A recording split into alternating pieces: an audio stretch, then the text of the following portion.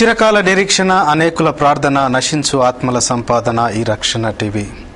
మొట్టమొదటి ఏకైక 24 గంటల సంపూర్ణ క్రైస్తవ ఛానల్ మన రక్షణ టీవీ సమర్పిస్తున్న అసలైన ప్రశ్న సిసలైన జవాబు అనే కార్యక్రమానికి స్వాగతం. ఈరోజు ఈ అసలైన ప్రశ్న సిసలైన జవాబు అనే ఈ కార్యక్రమంలో మనతో ఉండడానికి దైవజనులు బ్రదర్ ప్రకాష్ గారు RZM టీచింగ్ ఫ్యాకల్టీగా ఉన్నారు. ఇంతకుముందు అదేవిధంగా అసిస్టెంట్ ప్రొఫెసర్గా క్రీస్తు జయంతి PG కాలేజీలో బోధించేవారు గుంటూరులో. అదేవిధంగా లోగోస్ పబ్లిక్ స్కూల్ ఫౌండింగ్ ప్రిన్సిపల్గా ఇప్పుడు ఉన్నారు. వారికి రక్షణ టీవీ తరఫున, యాజమాన్యం తరఫున, అదేవిధంగా వీక్షకుల తరఫున స్వాగతం పలుకుతూ ఉన్నాం అయ్య గారు. థ్యాంక్ యూ అండి, థ్యాంక్ యూ వెరీ మచ్. ఈ కార్యక్రమం అసలైన ప్రశ్న సిసలైన జవాబు అనేకులకు ఆధ్యాత్మిక మేలు పంచే కార్యక్రమం అండి. మొట్టమొదటిగా మీరు వచ్చారు. ఈ కార్యక్రమం సజావుగా సాగడానికి ప్రార్థనలో నడిపించాల్సిందిగా కోరుతా ఉన్నాను. ప్రార్థన చేసుకుందాం. మా ప్రేమ కలిగిన తండ్రి, నీ పాదాల దగ్గరికి వస్తున్నాం. మేము తలపెట్టే ప్రతి కార్యానికి నీ ఆమోద ముద్ర ఉండాలి. నీ యొక్క అభిషేక హస్తం మాకు కావాలి. నీకు వేరే మేమేమీ చేయలేమనేటువంటి నీ కుమారుని మాటలు జ్ఞాపకం చేసుకుంటున్నాం. నా తండ్రి, ఈ అసలైన ప్రశ్న సిసలైన జవాబు అన్నటువంటి రక్షణ టీవీ కార్యక్రమానికి నా తండ్రి మీరు ఆశీర్వదించండి. ప్రేక్షకులందరినీ కూడా నీ స్వాధీనంలో ఉంచుకోండి. మేము ఇక్కడ ఈ లైవ్ ప్రోగ్రామ్ని టెలికాస్ట్ చేస్తున్నంతసేపు నీ ఆత్మ ఆధీనాన్ని, సంచారాన్ని ఇక్కడ ఉంచండి. నీ మాటల్ని మాకు ఇవ్వండి. నీవి కానివి ఎడిట్ చేయండి. నా తండ్రి, నిన్ను మహిమపరచడానికి కృప చూపించండి. నీ స్వరూపంలో చేయబడిన అనేక మంది వీక్షకులు జ్ఞాపకం చేసుకుంటున్నాం. నీ కృపలో వారిని దర్శించండి. ఈ కార్యక్రమం ద్వారా వారిని బ్లెస్ చేయండి. నా తండ్రి, ఈరోజు మరి అంశానికి తగినట్టుగా ప్రశ్నలు రావడానికి కృప చూపించండి. ప్రశ్నకు తగినట్టుగా జవాబునివ్వడానికి మీ ఆత్మచేత మమ్మల్ని నడిపించండి. మీ చేతుల్లో సమస్తాన్ని పెట్టుకుంటూ యేసుక్రీస్తు వారి పేరట వేడుకుంటున్నాం తండ్రి. Amen, amen, amen. Thank you very much అండి ప్రకాష్ గారు.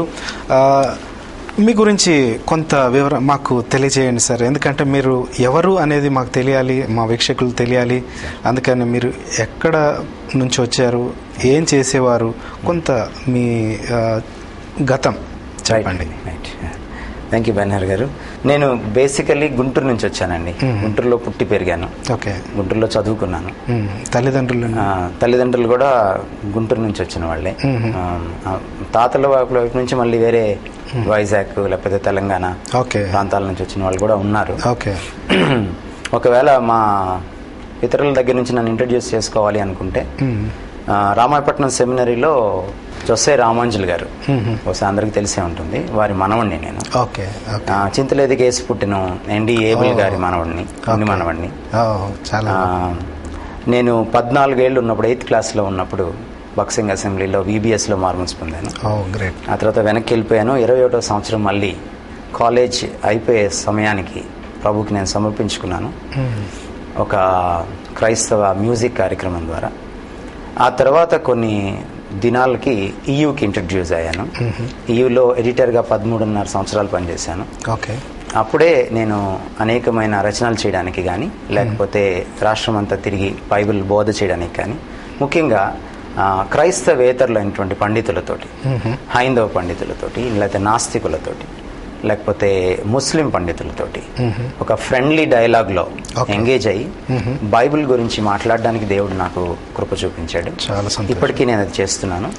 బయటికి వచ్చేసిన తర్వాత 2005లో నేను కొంతమంది స్నేహితులు కలిసి క్రిస్టియన్ థింకర్స్ ఫోరం, క్రైస్తవ ఆలోచన పరుల వేదిక ఆరంభించాం. కేవలం ఎవరైతే మన మీటింగ్స్కి రాలేక క్రీస్తుని తక్కువగా చూస్తూ బైబిల్ని తక్కువగా చూస్తున్నారో, ముఖ్యంగా తెలివి కలిగినటువంటి మేధావులైనటువంటి ఇతర విశ్వాసులు, వాళ్లను ముఖ్యంగా మేము మీట్ అవుతూ ఉంటాం. వాళ్ళకి గాస్పెల్ చెప్పడానికి, బైబిల్ గురించి మాట్లాడడానికి ప్రయత్నం చేస్తూ ఉంటాం.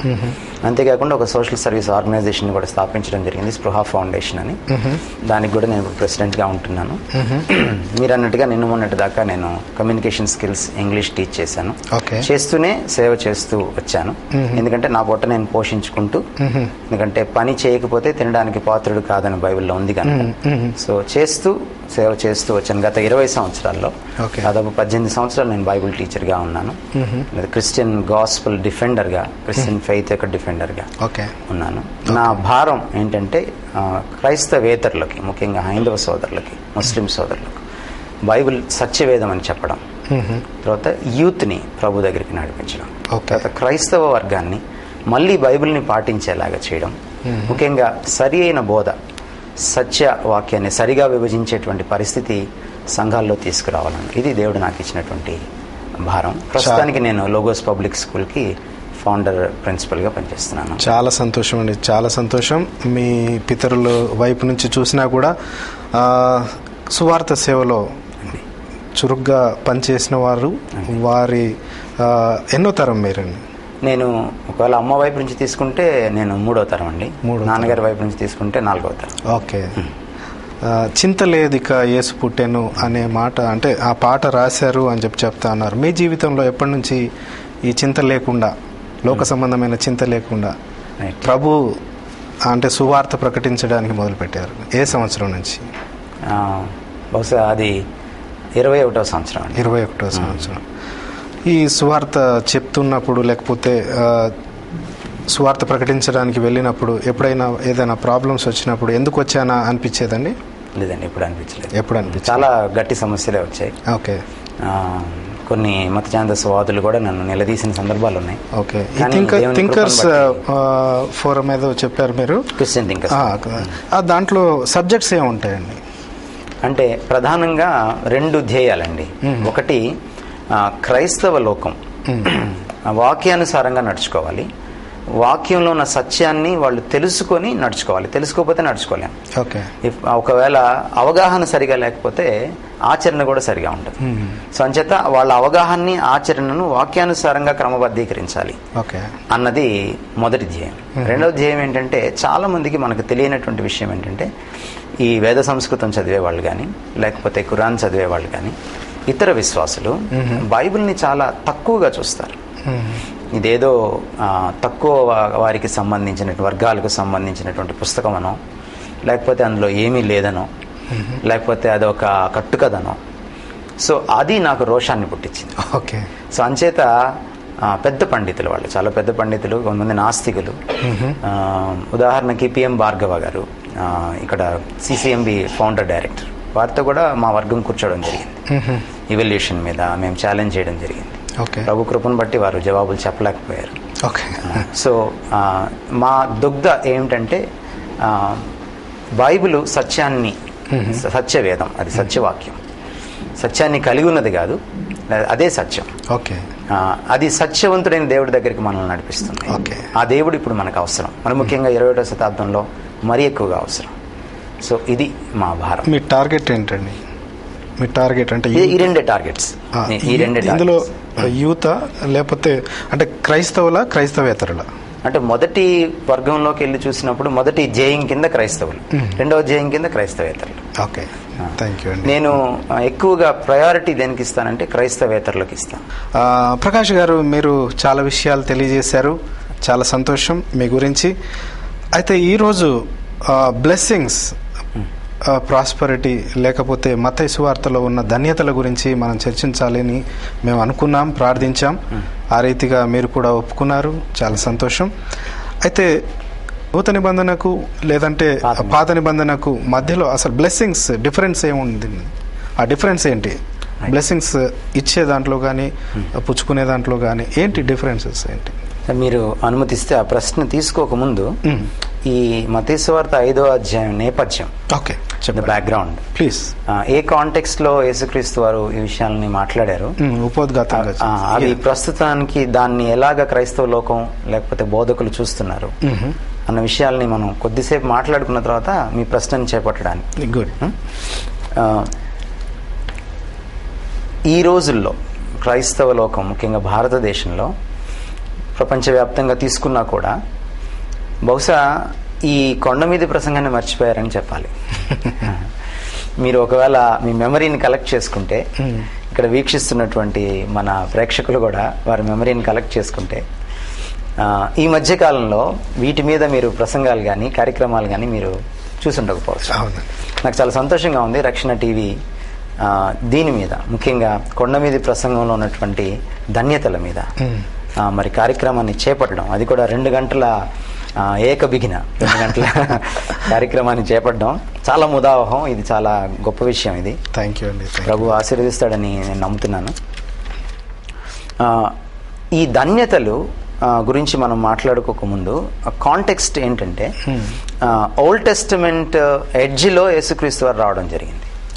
మనకి ఓల్డ్ టెస్టమెంట్ పుస్తకం లాస్ట్ పుస్తకానికి మళ్ళీ మత్తయి సువార్త రాసే కాలానికి, అంటే యేసు ప్రభు కాలానికి దాదాపు 400 సంవత్సరాలు చీకటి కాలం అంటాం థియాలజీలో.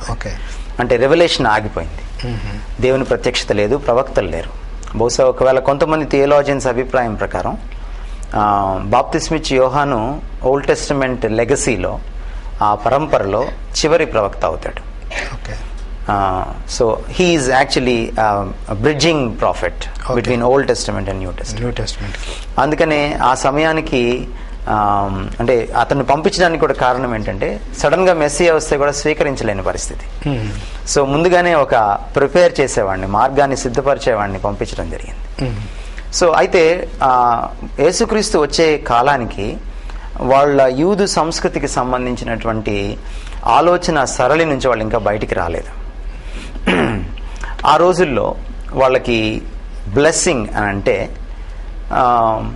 అది ఒక ప్రాస్పెరిటీ, ఒక మెటీరియల్ బ్లెస్సింగ్, ఈ ఇహలోక సంబంధమైనటువంటి ధనం, సంపాదన, లేకపోతే పొజిషన్, పదవులు, సంఘపరంగా సామాజికమైనటువంటి ఒక ప్రతిష్ట, ఇలాంటివి దేవుని యొక్క బ్లెస్సింగ్కి లేకపోతే ఆశీర్వాదానికి తార్కాణాలుగా వాళ్ళు ఆలోచిస్తున్నటువంటి రోజులు అవి. ఒక యూదుడికి అది సర్వసాధారణం. మార్కు సువార్త 10వ అధ్యాయంలో ఒక ధనవంతుడు పరిగెట్టుకుంటా వచ్చి యేసుక్రీస్తు దగ్గర రోడ్డు మీద ఆయన ముందు మోకరించి, సద్బోధకుడా, పరలోక రాజ్యాన్ని చేరడానికి నేనేం చేయాలని అన్నప్పుడు ఆ డిస్కషన్ లో చివరిలో యేసుక్రీస్తు వారు ఒక మాట అంటాడు, ధనవంతుడు దేవుని రాజ్యాన్ని చేరడం చాలా దుర్లభం అని. సో అక్కడ కూడా శిష్యులు ఆశ్చర్యపోతారు, అసలు ధనవంతులే చేరకపోతే దేవుని రాజ్యానికి ఇంకెవరు చేరతారబ్బా, ఏమిటి ఈయన ఇలా మాట్లాడుతున్నాడు, అసలు ఇప్పుడు దాకా మనం అనుకున్నదంతా కూడా ఒక్కసారి తలక్రిందులైపోయింది, తారుమారైపోయింది అన్నటువంటి భావనలో దేవర్ టేకెన్ ఏ బ్యాక్. చాలా ఒక రకంగా షాక్ కి గురవుతారు వాళ్ళు యేసుక్రీస్తు బోధకి, ఆ మాటకి. సో అప్పుడు యేసుక్రీస్తు వారికి చెప్తాడు, మీరు అనుకున్నది ఓకే, కానీ దేవుడికి అసాధ్యమైంది లేదు అంటాడు. అంటే నేను ఆ పూర్వాపరాల్లోకి నేను వెళ్ళట్లేదు, కానీ ఈ సందర్భాన్ని పురస్కరించుకొని వాళ్ళు ఎందుకు అంత ఆశ్చర్యపోయారు. ఎందుకు ఆశ్చర్యపోయారు అంటే, ఒక యూదుడికి ధనం, లేకపోతే పదవి, లేకపోతే సామాజికమైన ప్రతిష్ట, ఇవన్నీ కూడా దేవునికి సంబంధించిన ఆశీర్వాదాల కింద లెక్క. మీరు 23వ అధ్యాయం మత్తయి సువార్త చూస్తే ఇక్కడ అన్ని ధన్యతలు కనపడతాయి. అక్కడేమో పరిసయ్యులకి శ్రమ అన్నట్టుగా మాట్లాడుతుంటారు యేసుక్రీస్తు వారు. ఒక కాంట్రాస్ట్ కనపడుతుంది. ద గాస్పుల్లో 5th chapter of Matthew's Gospel stands in contrast with the 23rd chapter of Matthew's Gospel.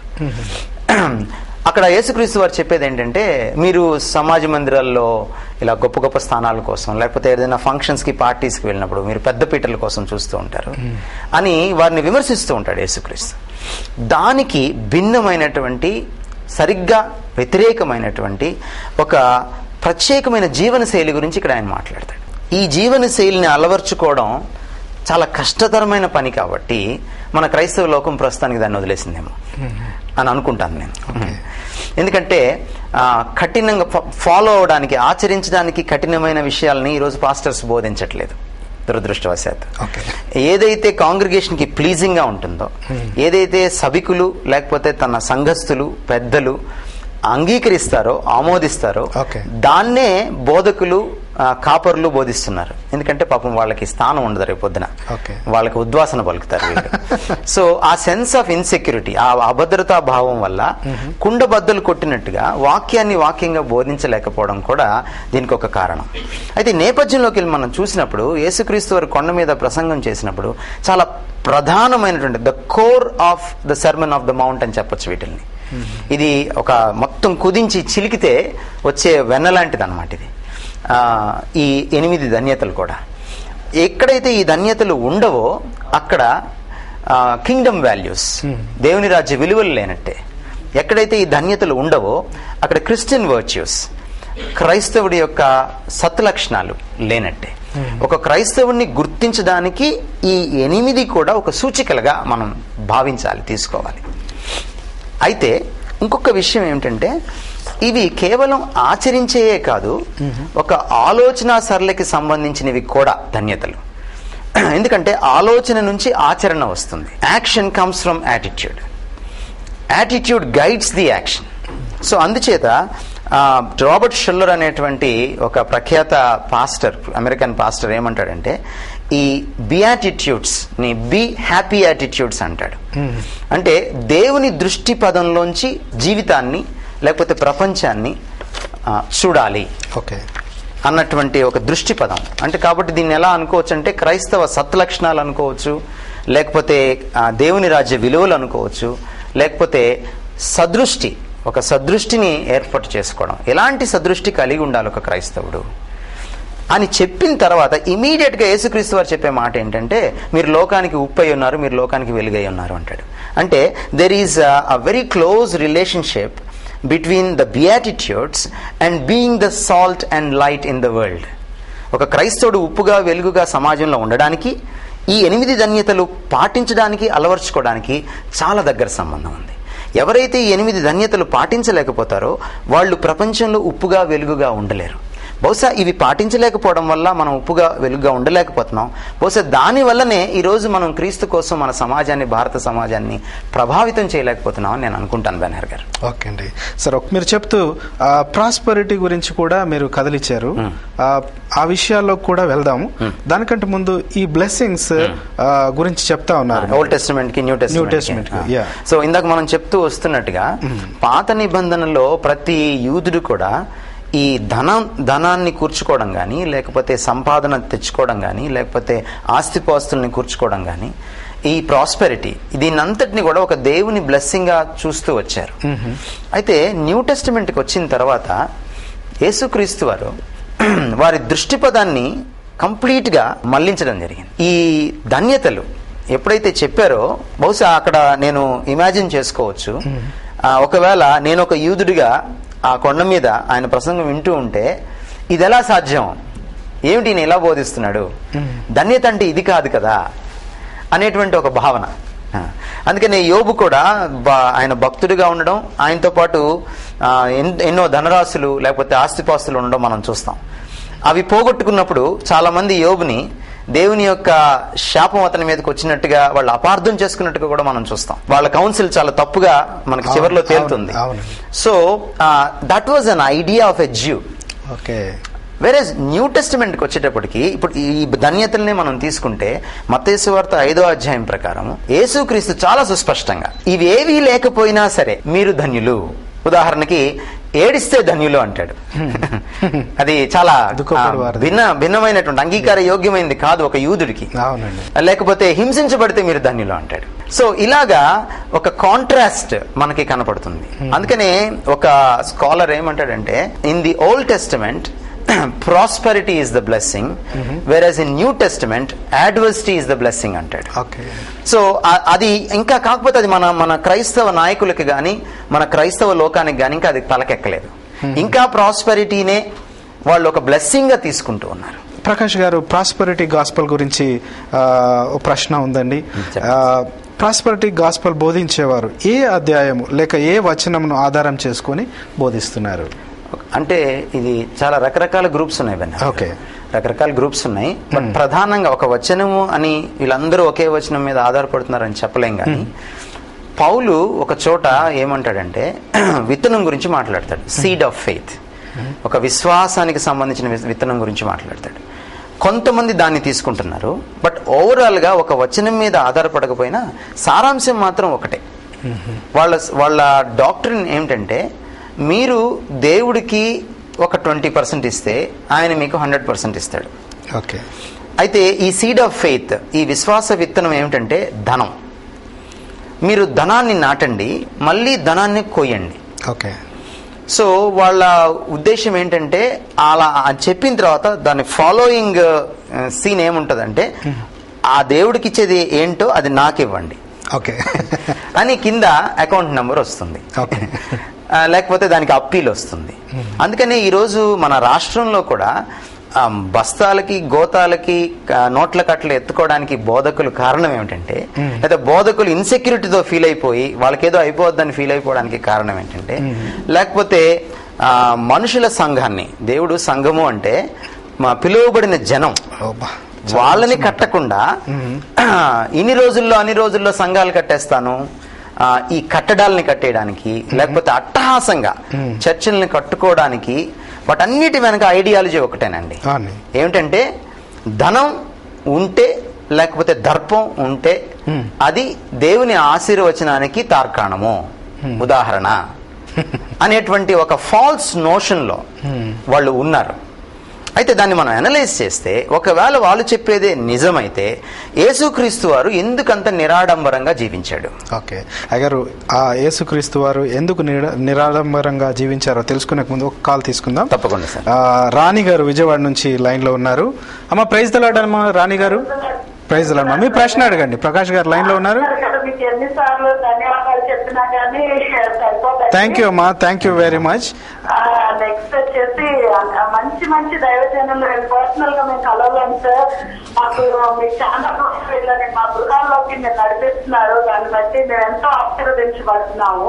Thank you అమ్మా, thank you very much. Questions రెండు ఉన్నాయండి. ఒకటి వచ్చేసి ఇప్పుడు మీరు డిస్కస్ చేస్తున్న మత్తయి సువార్త అధ్యాయంలోని 19th చాప్టర్ అండి, అది 19th వర్స్ అండి. అది దేవుని ఆజ్ఞలను మీరమని చెప్పడం తప్పని, అలా వాటిని మీరమని బోధించే వాళ్ళు ఎవరో వాళ్ళు కూడా అంకులు అనబడతారని, నెక్స్ట్ గైకొని బోధించే వాడెవడో వాడు పరలోక రాజ్యంలో గొప్పవాడు అనబడతాడు అని ఉంది కదా సార్. క్వశ్చన్ ఏంటంటేనండి, 10 Commandments లో, అంటే నేను కన్వర్టెడ్ క్రిస్టియన్ అండి, అందుకని నేను ఈ డౌట్ అడుగుతున్నాను. అర్థం కాక మరి 10 ఆజ్ఞలలో సబ్బాతు అని విశ్రాంతి దినము అనేది కూడా ఒకటి ఉంది కదా, మరి ఎందుకని మనం దాన్ని సండే మనం విశ్రాంతి దినముగా పాటిస్తున్నాము? మరి ఆజ్ఞను అక్కడ మీరటంగా వస్తుంది ఏమో అనేసి నాకు ఒక డౌట్ అండి. సెకండ్ అంటే అది ఈ కాదు కానీ అపోస్తల గ్రంథంలో అంటే పరిశుద్ధుడు వాళ్ళు పొందుకున్నప్పుడు భాషలతో మాట్లాడారని అక్కడ 2nd చాప్టర్ లోను, మళ్ళీ నెక్స్ట్ 19th చాప్టర్ లో కూడా ఉందండి 6th verse లో. చాలా మంది ఏం చెప్తున్నారంటే, అంటే ఎందుకంటే నాకు అది కొంచెం రాంగ్ గా అనిపించి అడుగుతున్నాను, కంపల్సరీ పరిశుద్ధాత్మను పొందుకోవడము అంటే భాషలతో మాట్లాడటము అనేది ఒక సైన్ గా ఈ వర్సెస్ తీసుకొని బోధిస్తున్నారు అనమాట. అసలు పరిశుద్ధాత్మని పొందుకోవటం అంటే యేసుక్రీస్తు నిజమైన దేవుడని ఒప్పుకుంటే దాని జీసస్ క్రైస్ట్ ని ఫాలో చేసే వాళ్ళు ఎవరైతే ఉన్నారో వాళ్ళు హోలీ స్పిరిట్ గాడ్ కలిగి ఉండకపోతే అది చేయలేరు కదా. ఆయన ఆజ్ఞలను పాటించడం హోలీ స్పిరిట్ గాడ్ ని కలిగి ఉంటారని నేను నమ్ముతున్నాను. దీని గురించి ఒకసారి 2 questions కి ఆన్సర్ చేస్తారని కోరుకుంటున్నాను. ఓకే అమ్మా, థ్యాంక్ యూ అమ్మా, thank you very much. Okay, callers కూడా ఈరోజు మత్తయి సువార్త 5వ అధ్యాయంలో ఉండే ఈ అంశాన్ని తీసుకొని మీరు ప్రశ్నలు అడగాల్సిందిగా కోరుతా ఉన్నాను. అయినా కూడా సిస్టర్ అంత దూరం నుంచి అడిగింది కాబట్టి దైవజనులు క్లుప్తంగా. రైట్ అండి, నేను కూడా అదే చెప్పాలనుకుంటున్నాను. మనకి బైబిల్లో అనేకమైనటువంటి సందేహాలు ఉంటాయి. ఈరోజు అనేకమైన తప్పుడు బోధలు, వక్ర బోధలు జరుగుతున్నాయి కాబట్టి ప్రశ్నలు రావడం సహజం. అయితే ఈ రోజు మట్టుకు ఈ కన్వర్ట్ అయిన వాళ్ళకి కొంచెం మనం స్టిక్ అయితే బాగుంటుందన్న ప్రేక్షకులకు నా మనవి. అయినా రాణి గారు, మీరు అడిగినటువంటి ప్రశ్న 2 ప్రశ్నలు. మొదటిది ఆజ్ఞల్ని మీరడం గురించి. మరి ఆజ్ఞల్ని మీరకూడదు కదా, 10 ఆజ్ఞలను కూడా మనం పాటించాలి కదా. మరి అలాంటప్పుడు సబ్బాతు అనేటువంటి ఆజ్ఞను మనం ఎందుకు మీరుతున్నాం? అది ఆజ్ఞను మీరడం కాదండి. మీరు ఒకవేళ బైబిల్ని దాన్ని కూలంకుషంగా సమగ్రంగా ఇన్ టోటో మీరు తీసుకొని చూడగలిగితే, యేసుక్రీస్తు వారు ఈ లోకంలోకి వచ్చినప్పుడు ఆయన విశ్రాంతి దినాన స్వస్థత చేసినప్పుడు ఆయన్ని విమర్శించడం, ఆయన్ని వ్యతిరేకించడం, లేదా ఆయన్ని హింసించడానికి ప్రయత్నించడం చేశారు యూదులు లేదా యూదు నాయకులు. అప్పుడు ఆయన చెప్పాడు, విశ్రాంతి దినం యొక్క ప్లేస్ ఏమిటో ఆయన చెప్పాడు. విశ్రాంతి దినము మనిషి కొరకే కానీ మనిషి విశ్రాంతి దినం కోసం కాదు అని చెప్పడం జరిగింది. అయితే కొత్త నిబంధనకు వచ్చేటప్పటికి మీరు జాగ్రత్తగా న్యూ టెస్టమెంట్ చర్చ్ హిస్టరీని మీరు మొదటి నుంచి ఆదిమ సంఘం నుంచి అపోస్తలుల కాలం నుంచి కూడా మనం గమనిస్తే వాళ్ళ యొక్క ఫోకస్ సాటర్డే, సబ్బాతు అంటే సాటర్డే, అక్కడ నుంచి ఆదివారానికి షిఫ్ట్ అవ్వడం మనం చూస్తాం. ఎందుకు అలా జరిగింది అని అంటే, మొదటి క్రియేషన్లో దేవుడు ఆదాము హవ్వలను సృజించినప్పుడు in the first creation order సబ్బాతు దినానికి, 7వ దినానికి ప్రాముఖ్యత ఉంది. ఎందుకంటే ఆ దినాన్ని దేవుడు విశ్రమించాడు. సెకండ్ ఆర్డర్ ఆఫ్ క్రియేషన్ అంటే దాంట్లో యేసుక్రీస్తు మొదటి ఫలం. సో ఈ క్రియేషన్ పాపం చేత ప్రభావితమై నాశనానికి లోనైనప్పుడు, నశించిన దాన్ని వెతికి రక్షించడానికి ఆయన ఈ లోకానికి వచ్చినప్పుడు మళ్ళీ ఒక కొత్త సృష్టిని ఆయన చేశాడు. ఇదిగో పాతవి గతించెను, సమస్తమును క్రొత్తవాయను. సో ఈ క్రొత్త సృష్టిలో, ఈ న్యూ ఆర్డర్లో పునరుద్ధాన దినానికి మనకి ప్రాముఖ్యత చేకూరింది. అందుకనే మీరు మొదటి సంఘాన్ని చూసినప్పుడు వాళ్ళు ఆదివారాన గ్యాదర్ అవ్వడం మనం చూస్తాం. అయితే ఇంకొక మాట కూడా ఉంది అక్కడ, వాళ్ళు ప్రతిదినము ఇంటింట రొట్టె విరుచుచూ వచ్చారని ఉంది. సో చర్చ్ ఎవ్రీడే మీట్ అయిన సందర్భాలు ఉన్నాయి, చర్చ్ సండే ఎక్కువగా మీట్ అయిన సందర్భాలు ఉన్నాయి. కాబట్టి సాటర్డేనే మీట్ అవ్వాలి అనేది అపోస్తలు దాన్ని ప్రాముఖ్యంగా తీసుకోలేదు. వారి యొక్క లెగసీలోనే మనం ఈరోజు నడుస్తున్నాం. కాబట్టి మనం ఏం తప్పు చేయట్లేదు. రెండో విషయం ఏంటంటే, పరిశుద్ధాత్మ గురించి వారు అడగడం. ఈ భాషలతో మాట్లాడాల్సిందే పరిశుద్ధాత్మను పొందుకున్నప్పుడు అని చెప్పేవాళ్ళు చాలాసార్లు కొన్ని విషయాలు సెలెక్టివ్ సైటింగ్ అంటాం దీన్ని. అంటే వాళ్ళకి ఏదైతే అనుకూలంగా ఉందో ఆ వచనాలని మాత్రమే వాళ్ళు తీసుకుంటున్నారు. మీరు అపోస్తల కార్యాలని కూలంకుషంగా ఆమూలాగ్రం మీరు కానీ పరిశోధన చేస్తే, మీరు చెప్పండి నాకు, ఎవరైతే ఈ భాషలు తప్పనిసరిగా మాట్లాడాలంటున్నారో వారికి నేను వేసే ప్రశ్న, పౌలు భాషలతో మాట్లాడా లేదా? My question number 1. నేను భాషలతో మాట్లాడగలను అని ఆయన చెప్పుకున్నాడు. ఆయన అబద్ధం ఆడలేదు. అది కూడా వాక్యంలో చెప్పాడు ఆ మాటని. వాక్యం సత్యవంతమైనది. రెండవది, పౌలు మారుమనసు పొందినప్పుడు కానీ, ఆయన మీద అననీయ చేయి ఉంచి ప్రార్థించినప్పుడు కానీ ఆయన భాషలు మాట్లాడినటువంటి సందర్భం లేదు. సో భాషలు ప్రతిసారి మాట్లాడతారనేటువంటి ఒక డాక్ట్రిన్ని తయారు చేయడం సరి అయిన పని కాదు. మనము కొత్త నిబంధన చూసినప్పుడు కూడా దాదాపు 13 సందర్భాల్లో వాళ్ళు పరిశుద్ధాత్మను పొందినటువంటి సందర్భాలు కనపడతాయి. 13 సందర్భాల్లో తప్పనిసరిగా భాషలు మాట్లాడిన సందర్భాలు లేవు. కొన్ని సందర్భాల్లోనే భాషలు మాట్లాడిన సందర్భాలు ఉన్నాయి. ఎక్కడ యేసుక్రీస్తు వారి బోధలో కానీ, లేకపోతే అపోస్తలుల బోధలో కానీ మీరు రక్షణ పొందారు అనడానికి, లేకపోతే యేసుక్రీస్తు బిడ్డలయ్యారు అనడానికి భాషలు మాట్లాడడం సూచన అని ఎక్కడ బోధ మనకు లేదు. అది కేవలం మనం చూసే దృష్టిలో ఉన్న లోపం, బైబిల్ని మనం అర్థం చేసుకునే దాంట్లో ఉన్నటువంటి లోపం. ఇక్కడ ఒక మాట నేను చెప్పాలి, బైబిల్ని ఇంటర్ప్రిట్ చేసేటప్పుడు మన ఆలోచనలు వాక్యం మీద రుద్దకూడదు. వాక్యంలో ఉన్నటువంటి అంతర్గతంగా దేవుడు ఆవేశితం చేసిన ఆలోచనలను మనం డిరైవ్ చేసుకోవాలి. అప్పుడే సత్యవాక్యాన్ని మనం సరిగా విభజిస్తాం. అప్పుడు వక్ర భాష్యం నుంచి మనం బయటకు వస్తాం. థ్యాంక్ యూ అండి, థ్యాంక్ యూ వెరీ మచ్. మీరు మాట్లాడుతూ యేసు ప్రభుల వారి ఆయన ఉన్నారు అని చెప్పేసి చెప్తా ఉన్నారు. అది కంటిన్యూ చేయండి సార్. అది ఇప్పుడు ప్రాస్పెరిటీ అనేది ఒక బ్లెస్సింగ్ అని అయితే మాత్రం యేసుక్రీస్తు వారు ఇలాంటి బోధ ఎందుకు చేశారు? అలా ఎందుకు జీవించారు? ఆకాశ పక్షులకు గూళ్ళున్నాయి, నక్కలకి బొరేలు ఉన్నాయి, కానీ ఈయనకి మనిషి కుమారుడికి తలదాచుకోవడానికి చోటు లేదు. కనీసం ఇల్లు కూడా లేదు ఆయనకి. మన ఇల్లు ఇప్పుడు ఎంత అట్టహాసంగా ఉన్నాయి. సో ప్రాస్పరిటీని ఆయన ఎప్పుడు కూడా ప్రమోట్ చేయలేదు. పోనీ తన శిష్యులకి ఏమని చెప్పాడండి ఆయన? మీరు జోలి తీసుకొని వెళ్ళేటప్పుడు మీ జోబులో ఏం ఉంచుకోకండి, మీరేమి తీసుకెళ్ళొద్దు అంటే ఆయన బోధలో ఏముంది? ధనం మీద ఆధారపడద్దు అని చాలా స్పష్టంగా ఉంది. ఓకే. సో అపోస్తలులు కూడా ఒకసారి మాట్లాడేటప్పుడు ఏమన్నాడు పేతురు? మా దగ్గర వెండి బంగారములు లేవు గాని అని అన్నాడు. అంటే వాళ్ళు ప్రాస్పరిటీని ప్రమోట్ చేయలేదు, ప్రాస్పరిటీని పాటించలేదు. ఈరోజు కొన్ని సంఘాల్లో నాకు ప్రత్యక్షంగా తెలుసు, వాళ్ళు ఆరాధన చేసిన తర్వాత ఆల్టర్ కాల్ ఇస్తే వచ్చి వాళ్ళు నగలు ఒలిచి ఆ సేవకుడికి ఇచ్చేస్తున్నారు. నేను సేవకుడిని అడిగే ప్రశ్న ఏంటంటే, వాళ్ళకి అవసరం లేని నగలు నీకెందుకు? వాళ్ళు నగలు పెట్టుకోకూడదు, బాగుంది, ఈ బోధ బాగుంది, నగలు పెట్టుకోకూడదు, మనం సింగారించుకోకూడదు, చాలా ఇన్నర్ బ్యూటీ కలిగి ఉండాలి, ఇదంతా చక్కగా ఉంది, కానీ నీకెందుకు? మరి నువ్వెందుకు తీసుకుంటున్నావు? మరి ఇట్లాంటి సంఘాల్లో, ఇట్లాంటి కాంగ్రిగేషన్స్ లో రాత్రికి రాత్రే లేకపోతే కొన్ని వారాల్లోనో నెలల్లోనో కోట్లకు పడగలెత్తేస్తున్నారు బోధకులు. కానీ ఆ సంఘంకి వెళ్తున్నటువంటి పేదవాళ్ళు అలాగే పేదరికంలోనే మగ్గుతున్నారు. వారి కోసం మీరు ఏం చేస్తున్నారు? మొదటి శతాబ్దంలో 3,000 మంది మార్మన్స్ పొందినప్పుడు పెంతెకొస్తు దినాన వాళ్ళు దినదినము ఇంటింట రొట్టె విరుచు వస్తున్నప్పుడు, వాళ్ళు ప్రార్థనలోను సహవాసంలోను అపోస్తల బోధలోను ఎదుగు వచ్చినప్పుడు ఏం జరిగింది? సంపాదించుకోవడం జరగలేదు, సంపాదించుకున్న దాన్ని పంచివ్వడం జరిగింది. It was the idea of the new testament church regarding money, regarding properties is entirely in the opposite direction of today's Christian thinking. So కనుక ప్రాస్పెరిటీని బైబిల్ వ్యతిరేకిస్తుంది, తప్పకుండా వ్యతిరేకిస్తుంది. ధనాన్ని సంపాదించడం తప్పు కాదు, ధనానికి దాసులు కాకూడదు. అందుకని పౌలు ఏమన్నాడు తిమోతి పత్రికలో, మొదటి తిమోతి పత్రిక 6:10లో, ధనాపేక్ష సమస్త కీడులకు మూలం అన్నాడు. నువ్వు ధనాన్ని సంపాదించు, ధనాన్ని ఇస్తే దేవుడు ధనాన్ని ఇస్తాడు. ఒకటి అడుగుతానండి నేను ఈరోజు క్రైస్తవుల్ని, దేవుడు నీకోసం ప్రాణం పెట్టాడండి, ఎందుకు నీకు ఇంకా ధనం మీద వ్యామోహం? నేను మార్మల్స్ పొందినప్పుడు ఒక మాట రాసుకున్నాను నా గుండె మీద, ప్రభా నా కోసం నువ్వు ప్రాణం ఇచ్చావు, ఇంకేం ఇవ్వకపోయినా పర్లేదు, నువ్వు నాకు చాలు. పాత నిబంధనలో ఒక ప్రవక్త ఏమంటాడంటే, నువ్వు నా స్వాస్థ్యం అంటాడు. యెహోవా నీవేనా స్వాస్థ్యం, గాడ్ ఈజ్ మై పోర్షన్ అంటాడు. సో ఆ భావన ఈరోజు క్రైస్తవ్యంలో లేదు. నా స్వాస్థ్యం ఏంటంటే నా దేవుడే. ఆస్తి కంటే ఆస్తికర్త మిన్న. ఆస్తికర్తని కలిగి ఉంటే బీదరికంలో కూడా నేను ఆస్తిని అనుభవించగలుగుతాను. అందుకని పౌలు ఏమంటాడు, ఇరుకులో కూడా నేను విశాలతను చూశానంటాడు.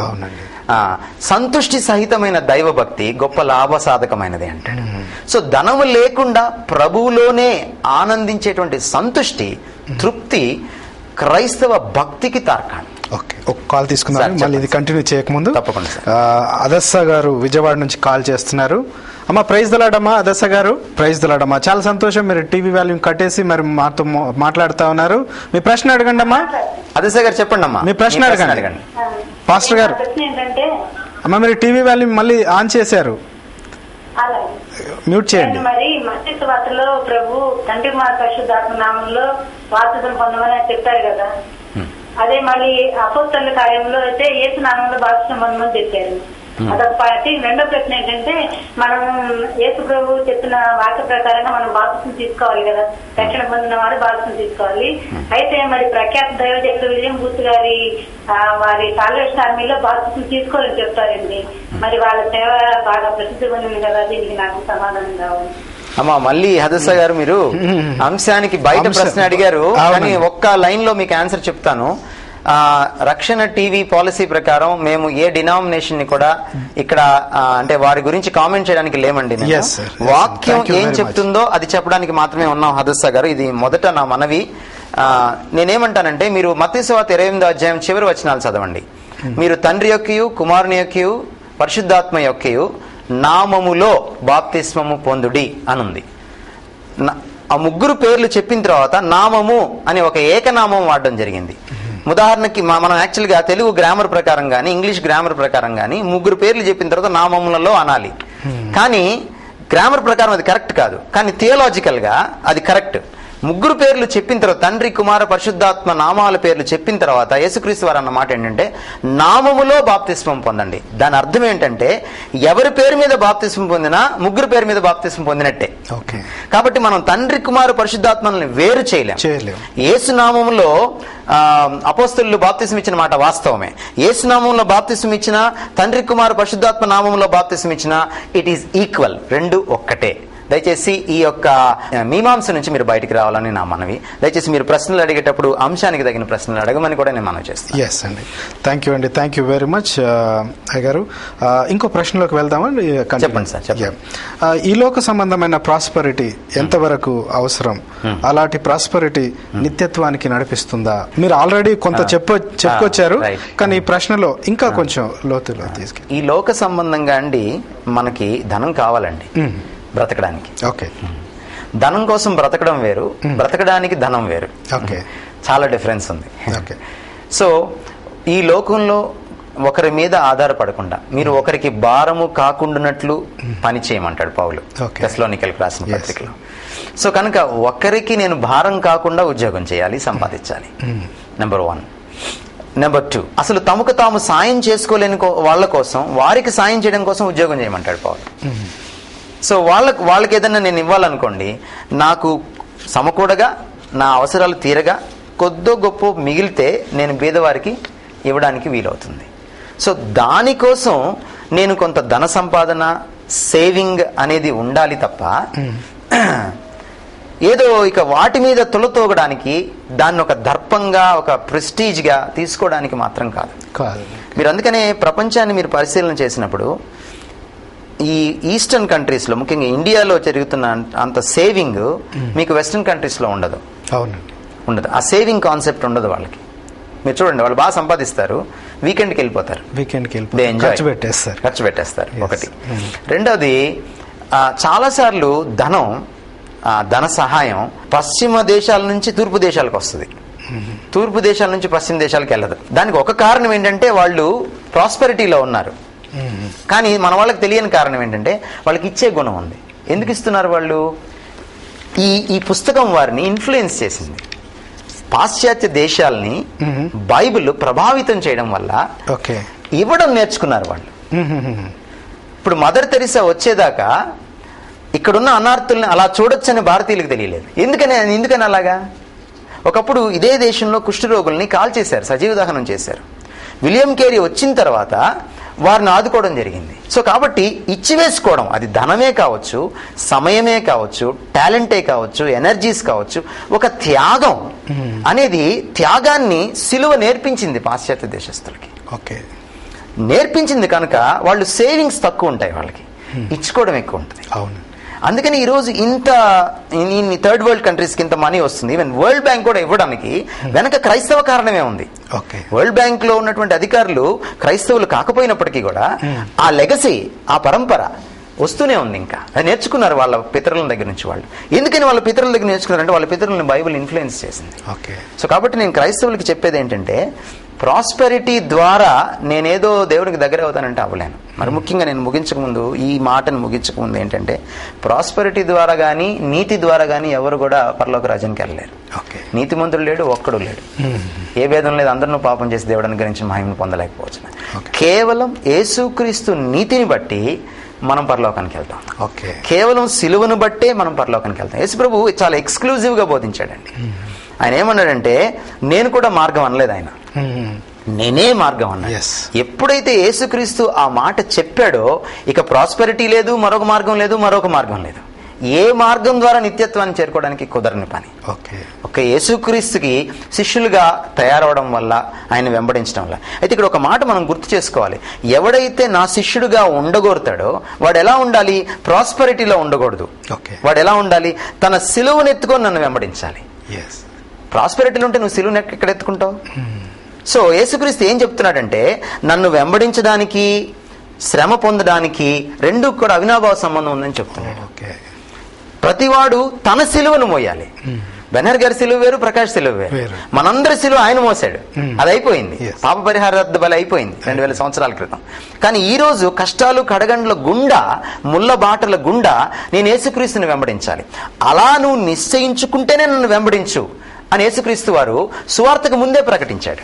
సో కాబట్టి he had undone the prosperity concept in evangelism. చాలా స్పష్టంగా చెప్పాడు. ఈ రోజు బోధకులు ఏం చెప్తున్నారు? మీరు యేసుప్రభు దగ్గరికి వస్తే మీ కన్నీళ్ళన్నీ తుడిచేస్తాడు. యేసుప్రభు దగ్గరికి వస్తే మీకు పూలబాటు ఉంటుంది. యేసుప్రభు దగ్గరికి వస్తే మీ బాధలన్నీ తొలగిపోతాయి. కానీ యేసుప్రభు వారు ఏం చెప్పారు? మీరు నన్ను వెంబడిస్తే బాధలు మొదలవుతాయి, మీరు నన్ను వెంబడిస్తే సులువును ఎత్తుకొని మోయాలి. What a contrast of evangelism. The evangelism of Jesus was against the notion of prosperity.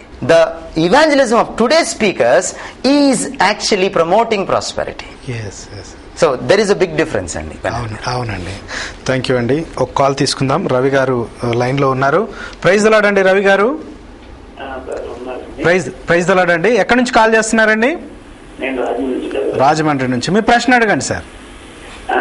Pastor గారు చెప్పింది నేను చాలా సంతోషిస్తున్నానండి. పాస్టర్ గారిని నేరుగా అడగండి.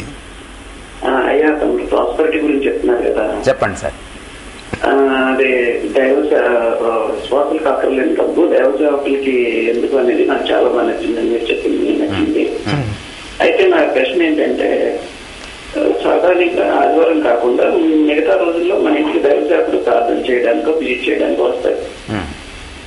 వచ్చినప్పుడు కానుక ఆయనకి ఇస్తూ ఉంటాం, ప్రార్థన చేసి వెళ్తున్నప్పుడు. అవునండి. నా డౌట్ ఏంటంటే వాక్యానుసారంగా అది ఇవ్వటం, వాళ్ళు తీసుకోవడం కూడా తప్పేమోనని నా డౌట్. దానికి సమాధానం అండి. మీరు గివింగ్ గురించి సార్, మీరు గివింగ్ గురించి బైబిల్లో చూస్తే క్రైస్తవ దాతృత్వం గురించి, స్వచ్ఛందంగా ఇచ్చే దాన్ని దేవుడు అంగీకరిస్తాడు. గాడ్ లవ్స్ అ చేర్ఫుల్ గివర్ అంటాడు పౌలు కొరింథీ పత్రికలో. స్వచ్ఛందంగా ఇచ్చేవాడు, సంతోషంతో ఇచ్చేవాడిని దేవుడు ఏం చేస్తాడు? ప్రేమిస్తాడు, ఇష్టపడతాడు. సో మీరు మీ ఇంటికి వచ్చిన దైవజనులకి మీరు మనస్ఫూర్తిగా ఇస్తే, బలవంతం లేకుండా, అది వేరే. గిఫ్ట్ కోసం ఎప్పుడు ధర్నా చేయలేనండి. గిఫ్ట్ని ఎప్పుడు డిమాండ్ చేయలేను. Gift is a gift. Gift depends on the giver, not on the receiver. So కనుక మీరు ఒక గిఫ్ట్ లాగా స్వచ్ఛందంగా ప్రభు బిడ్డలకి ఇస్తే దాన్ని అంగీకరించడంలో తప్పు లేదు. అయితే ఒకవేళ ఇవ్వకపోతే కూడా ఆ దైవజనుడు అదే సంతోషంతో బయటకు వెళ్ళాలి. ఓకే, అది ఇక్కడ సమస్య దైవజనుడితోటి. కొంతమంది ఇవ్వగలరు, కొంతమంది ఇవ్వలేరు. నాకు తెలుసు ఈ రోజుల్లో ఒక ఒరవడి నడుస్తోంది. కొన్ని సంఘాల్లో పాస్టర్లు ధనికులు ఇళ్లకే ప్రార్థన చేయడానికి వెళ్తారు. సీనియర్ పాస్టర్ ఏమో ఒక రేంజ్లో వాళ్ళ ఇళ్ళకి వెళ్తే, జూనియర్ పాస్టర్ ఇంకో రేంజ్ ఇళ్ళకి వెళ్తాడు. సో ఇవన్నీ నడుస్తున్నాయండి. ఇది కరెక్ట్ కాదు. ఒకవేళ మీ దగ్గర ఉంటే ఇవ్వండి, మీకు దేవుడు ప్రేరేపణిస్తే ఇవ్వండి, అది సంతోషం. దైవజనులకు ఇవ్వడం తప్పులేదు, అది మీరు ఇవ్వాలి కూడా. వాళ్ళకి వేరే సంపాదన మార్గం లేదు కనుక. అయితే మీరు ఇవ్వకపోయినా మిమ్మల్ని వాళ్ళు అదే విధంగా ప్రేమించాలి. డబ్బు కోసం మీ ఇంటికి ప్రార్థన చేయడానికి వాళ్ళు రాకూడదు. థ్యాంక్ యూ అండి, థ్యాంక్ యూ వెరీ మచ్. ఇంకో ప్రశ్నలోకి వెళ్ళిపోదాం. మీరు చెప్పిన మాటల్లో చూస్తే ఒక దైవజనుడి గురించి, నేను అమెరికా వెళ్ళినప్పుడు అమెరికాలో ఒక దైవజనుడు చెప్పాడు, ఇండియా నుంచి వచ్చిన ఒక దైవజనుడు మా ఇంటిది నుండి బయటికి వెళ్ళేటప్పుడు ఆయన అడిగింది నేను ఇవ్వనందుకు కాల్తో ఆయనకున్న దుమ్ము దులిపేసి వెళ్ళిపోయాడు అని చెప్పేసి నాకు చాలా బాధగా ఉంది. ఎందుకంటే నా దగ్గర లేని పరిస్థితుల్లో ఆయన వచ్చారు, నేను ఇవ్వలేదు. అతను అలా నన్ను నమ్మలేదు, ఈ రకంగా చేసి వెళ్ళాడు, చాలా బాధపడినా నేను అని చెప్పారండి. ఆ విషయం అలా దీన్ని యుటిలిటేరియనిజం అంటామండి. యుటిలిటేరియనిజం అంటే ఏంటంటే వాక్యాన్ని, దేవుణ్ణి మన సొంత విషయాల కోసం, స్వార్థం కోసం వాడుకోవడం. మీకు అప్పుడప్పుడు దేవుడు బొమ్మ పెట్టుకుని అడుక్కుంటా ఉంటారు కొంతమంది, చూసారా? In the name of God they beg. అసలు బెగ్గింగే దేవుడికి ఇష్టం లేదు. ఫస్ట్ విషయం అడుక్కోవడం, దేవుడి పేరు చెప్పుకొని అడుక్కుంటా ఉంటారు. ఇది ఆకోవకు చెందింది.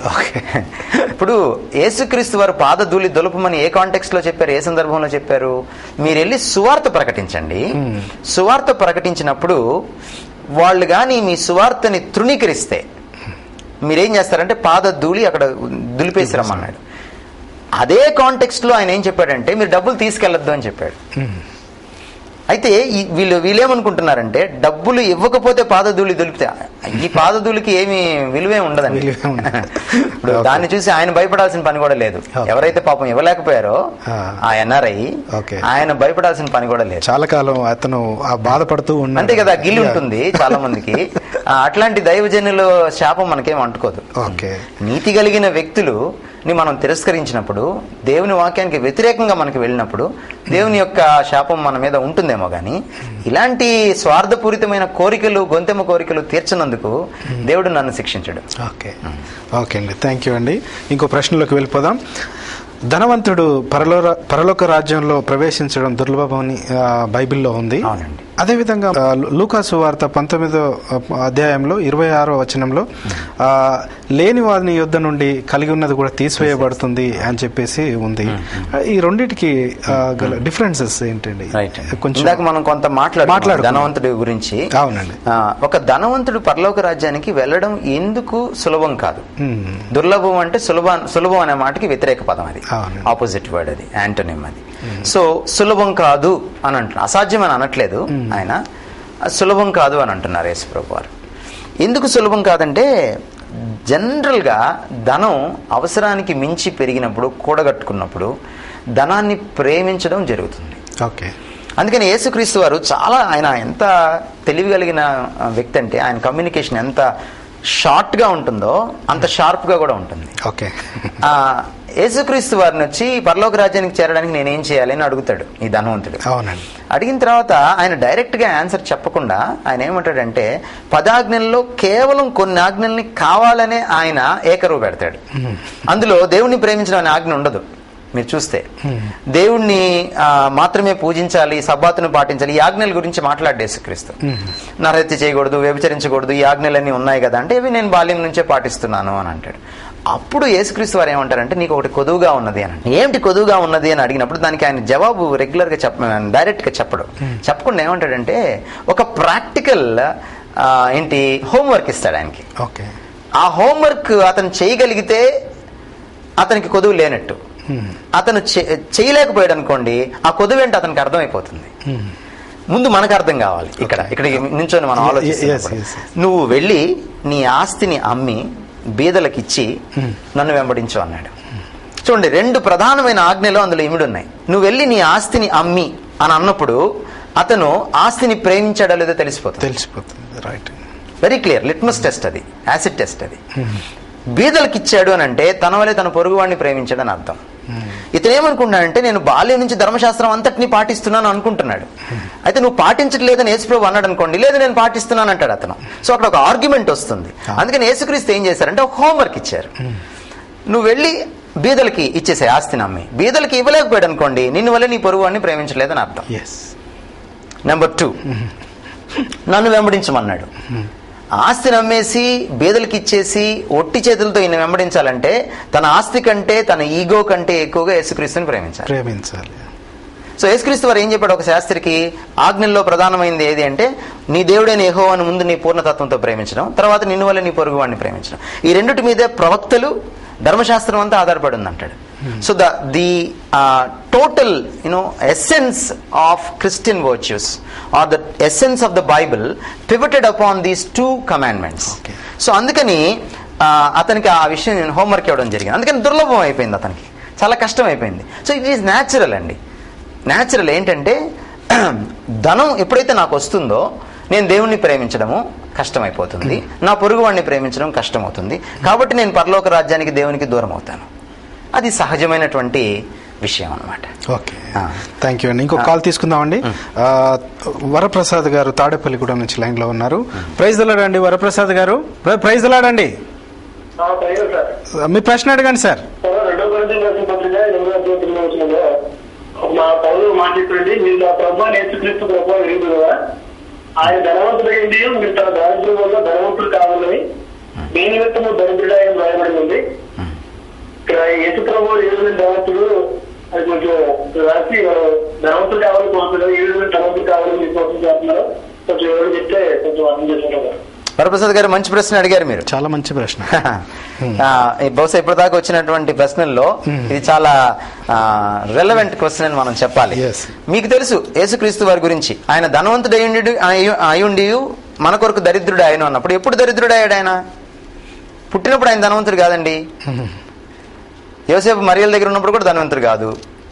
30 సంవత్సరాల తర్వాత ఆయన పరిచర్యలోకి వచ్చిన తర్వాత కూడా ధనవంతుడు కాదు. మీకు తెలుసు యేసుక్రీస్తు వారి ఈ భూ సంబంధమైనటువంటి శారీరక జీవితంలో 33.5 సంవత్సరాల్లో ఎప్పుడు ఆయన ధనవంతుడు కాదు. మరి ఎప్పుడు ధనవంతుడు ఆయన ధనవంతుడు అయ్యుండి మన నిమిత్తం దరిద్రుడు అయ్యాడు. అంటే ఇన్కార్నేషన్లో ఆయన నరావతారి అయినప్పుడు తన యొక్క దేవత్వాన్ని ఆయన కాదనుకున్నాడు. తాను దేవుడితో సమానుడిగా ఉండుట విడిచిపెట్టకూడని భాగ్యమని ఎంచుకోలేదు ఆయన. సో అది ఆయన ధనవంతుడు అంటే అక్కడ అర్థం. ఆయన మనందరికంటే, మనందరి ధనానికి, మనందరి ఐశ్వర్యాలకు ఆయన కారణభూతుడు. ఆ విధంగా ఆయన ధనవంతుడు. దేవుడికి ధనం ఎందుకండి? అవసరం లేదు. మనుషులు ప్రింట్ చేసిన నోట్లు, నాణ్యాలు ఆయనకి దేనికి? ఆయనకు అవసరం లేదు. ఆయన వీటన్నిటికంటే, కాలానికి, ప్రదేశానికి, మన కుర్చీలన్నిటికంటే, మన ప్రభుత్వాలన్నింటికంటే అతీతుడైనటువంటి అత్యున్నతమైన సింహాసనం పైన ఆసీనుడైన దేవుడు, సమస్తాన్ని సృష్టించి దాన్ని నిర్వహించే దేవుడు. కాబట్టి ధనవంతుడు అన్నప్పుడు అది స్పిరిచువల్ సెన్స్లో దేవుని యొక్క దేవత్వం గురించి మాట్లాడినటువంటి మాటే తప్ప అది ఈ భూలోక సంబంధమైన ధనానికి సంబంధించింది కాదు. ఇంకోటి ఏంటంటే, పౌలు రాస్తున్నప్పుడు ఆ సంఘంలో చాలా మంది దరిద్రులు ఉన్నారు, పేదరికంలో వెలిసిల్లే వాళ్ళు ఉన్నారు. ఆ పేదరికంలో మ్రగ్గుతున్నటువంటి వారిని ఉద్దేశించి వారికి ఓదార్పుగా రాసిన మాట అది. మిమ్మల్ని కూడా ఆయన ధనవంతులు చేయగలడు అని అన్నప్పుడు ఎందులో ధనవంతులు చేస్తాడు? ఒకే కాంటెక్స్ట్ లో రెండు మీనింగ్స్ రావు. సో కాంటెక్స్ట్ ని బట్టే ఒక పదానికి మీనింగ్ వస్తుంది. నువ్వు ఫోటోలో పడ్డావా అని ఒక మాట అన్నాను అనుకోండి, సైకిల్ మీద నుంచి పడ్డాడు అని ఒక మాట అంటే, సైకిల్ మీద నుంచి పడ్డప్పుడు దెబ్బలు తగులుతాయి, ఫోటోలో పడ్డప్పుడు దెబ్బలు తగలవు. ఈ పడ్డం వేరు, ఆ పడ్డం వేరు. సందర్భాన్ని బట్టి ఒక పదానికి అర్థం చేకూరుతుంది. కాబట్టి ఒకే సందర్భంలో ధనవంతుడు అనే మాటని పౌలు వాడినప్పుడు దేవత్వానికి సంబంధించింది అయితే ధనము అనేది, ఇక్కడ విశ్వాసికి కూడా అది ఆధ్యాత్మికమైంది, దేవత్వానికి సంబంధించింది. ఈ భూలోక సంబంధమైన ధనం గురించి ఆయన మాట్లాడలేదు అనేది మనకి చాలా సుస్పష్టంగా కనబడుతుంది. థ్యాంక్ యూ అండి, థ్యాంక్ యూ వెరీ మచ్ అండి. ఈ లూకాసు వార్త 19:26లో లేని వాని వద్ద నుండి వానికి కలిగినది తీసివేయబడి యేసుక్రీస్తు ప్రభు చెప్పారు. దీని అర్థం ఏంటని అడిగారు. అది మనం కవర్ చేయలేదు. ఒక్క 2 నిమిషాలండి. ఇది ఏ కాంటెక్స్ట్ లో చెప్పడం జరిగిందంటే, తలాంతుల యొక్క ఉపమానం ఇచ్చినప్పుడు ఆయన ఈ మాట చెప్పడం జరిగింది. అంటే కొంతమందికి 5 తలాంతులు, కొంతమందికి 2 తలాంతులు, కొంతమందికి 1 తలాంతి ఇచ్చినప్పుడు అతను చౌకారు లేకపోతే ఆ యజమాని దూర దేశానికి వెళ్ళి మళ్ళీ తిరిగి వచ్చినప్పుడు ఈ 1 తలాంతు ఉన్నవాడు ఒక రాంగ్ యాటిట్యూడ్, తప్పుడు దృష్టి పదం కలిగి వాడి వైఖరి వల్ల వాడు దాన్ని భూమిలో పాతిపెట్టి మళ్ళీ వచ్చినప్పుడు యజమానినే తిట్టి, అంటే వాడి సోమర్తనాన్ని కప్పిపుచ్చుకొని చేసినప్పుడు అప్పుడు యజమాని వాడిని చీకటి కొట్టులో వేయమని చెప్పడం, వాడిని శిక్షించమని చెప్పిన తర్వాత యేసుక్రీస్తు వారి కామెంట్ దాని మీద, ఎవరైతే దేవుడు ఇచ్చిన రిసోర్సెస్ ని సరిగా ఉపయోగించుకోలేరు, అంటే ముఖ్యంగా సోమరులకి ఈ వచనం వర్తిస్తుంది. ఎవరైతే ఇప్పుడు మన దేశం ముందుకెళ్ళకపోవడానికి కూడా కారణం ఒకటి ఏంటంటే, ఇప్పుడు చైనా లాంటి జపాన్ లాంటి దేశాల్లో 4 ఇంట్లో ఉంటే 4 పనిచేస్తారు. మన ఇంట్లో 5, 6, 7 ఉంటారు, ఒకళ్ళు పనిచేస్తే అందరూ తింటారు. సో ఈ సోమరితనానికి సంబంధించిన విషయం అన్నమాట. సో ఎవరైతే సోమరులుగా ఉంటారో కలిగింది కూడా వాళ్ళ దగ్గర నుంచి తీసివేయబడుతుంది అని దాని అర్థం. అంతేగాని యేసుక్రీస్తు పేదరికాన్ని ప్రమోట్ చేయట్లేదు. ఓకే అండి, ఇంకో కాల్ తీసుకుందామండి. సురేష్ కుమార్ గారు విజయవాడ నుంచి లైన్లు ఉన్నారు. ప్రైజ్ దలాడండి సురేష్ కుమార్ గారు. బ్రదర్ మీ ప్రశ్న అడగండి. నా పేరు సురేష్ కుమార్ అండి, విజయవాడ నుంచి మాట్లాడుతున్నాను. చెప్పండి సార్, మీ ప్రశ్న అడగండి. నేను ప్రకాష్ గారితో మాట్లాడుతున్నాను. చెప్పండి సార్. సురేష్ గారు. ప్రకాష్ గారు చెప్పండి సార్. బైబిల్లో దేవుడు ఒక మాట చెప్పాడండి, నిన్న నేడు ఒక్క రీతిగానే ఉన్నానని చెప్పాడు. హలో చెప్పండి. బైబిల్ ఏం చెప్పారంటే, నిన్న నేడు మారని దేవుడు, నిన్న నేడు ఏకరీతిగానే ఉన్నాడు. రైట్. ఆ ఓల్డ్ టెస్టిమెంట్ లో యోబుకి చాలా ధనం ఇచ్చారు, అయితే దేవుడే ఇచ్చాడు. ముందు ఇచ్చారు, చాలా ధనవంతుడు, నిజాయితీ ఉంది అని ఆయన ఏ కాంటాక్ట్ లో ఇచ్చారు తెలియదు, కానీ దేవుడు చాలా ధనాన్ని ఇచ్చారు. సార్ ప్రశ్న అడగండి సార్. ఏంటి మీ ప్రశ్న? ఇక్కడ న్యూ కాంటెక్స్ట్ లో మీరు ఆపోజిట్ గా చెప్తున్నారు. నేను చెప్పడం కాదు, బైబిల్ చెప్తోంది. బైబిల్ చెప్తోంది. బైబిల్ చెప్తోంది. అక్కడేమో ధనం ఓల్డ్ టెస్టిమెంట్ లో అది ప్రశ్న అర్థమైంది అనుకుంటారు. అర్థమైంది సార్. మరి దేవుడు మారని దేవుడు కదా, ఈ మార్పు ఎందుకు వచ్చిందని అడుగుతున్నారు మీరు, అంతే కదా? దేవుడు అప్పుడు ధనం ఇచ్చిన దేవుడు ఇప్పుడు వద్దు వద్దు అని ఎందుకు చెప్పాడు? రైట్ అండి, మంచిది, మంచి ప్రశ్న అడిగారు. ఇది మనం జాగ్రత్తగా ఆలోచించాలి సురేష్ గారు. దేవుని తత్వం మారనిది, దేవుని తత్వం ఎన్నటికీ మారనిది. అయితే ఇప్పుడు ఉదాహరణకి ఓల్డ్ టెస్టిమెంట్ లో కొన్ని విషయాల్ని చెప్పిన దేవుడు న్యూ టెస్టిమెంట్ లో దానికి కొన్ని మార్పులు చేశాడు. ఎందుకు చేశాడంటారు? మారని దేవుడు. మారని దేవుడు అసలు మార్పులే చేయడా? దేవుడు మారని వాడంటే అసలు ఆయన ఎప్పుడు కూడా మొనాటనస్ గా ఒకే రకంగా ఆయన డీలింగ్స్ అన్ని బోరు కొట్టే విధంగా ఉంటాయి అని కాదు దాని అర్థం. ఉదాహరణకి ఓల్డ్ టెస్టిమెంట్ లో సర్వ శరీరులకు ఆయన ఆత్మని ఇవ్వలేదు, న్యూ టెస్టిమెంట్ లో సర్వ శరీరులకు ఆయన ఆత్మనిచ్చాడు. ఓల్డ్ టెస్టిమెంట్ లో రక్షణ కేవలం యూదులకు పరిమితమైంది, న్యూ టెస్టిమెంట్ లో సర్వ సృష్టికి దాన్ని అప్లై చేశాడు.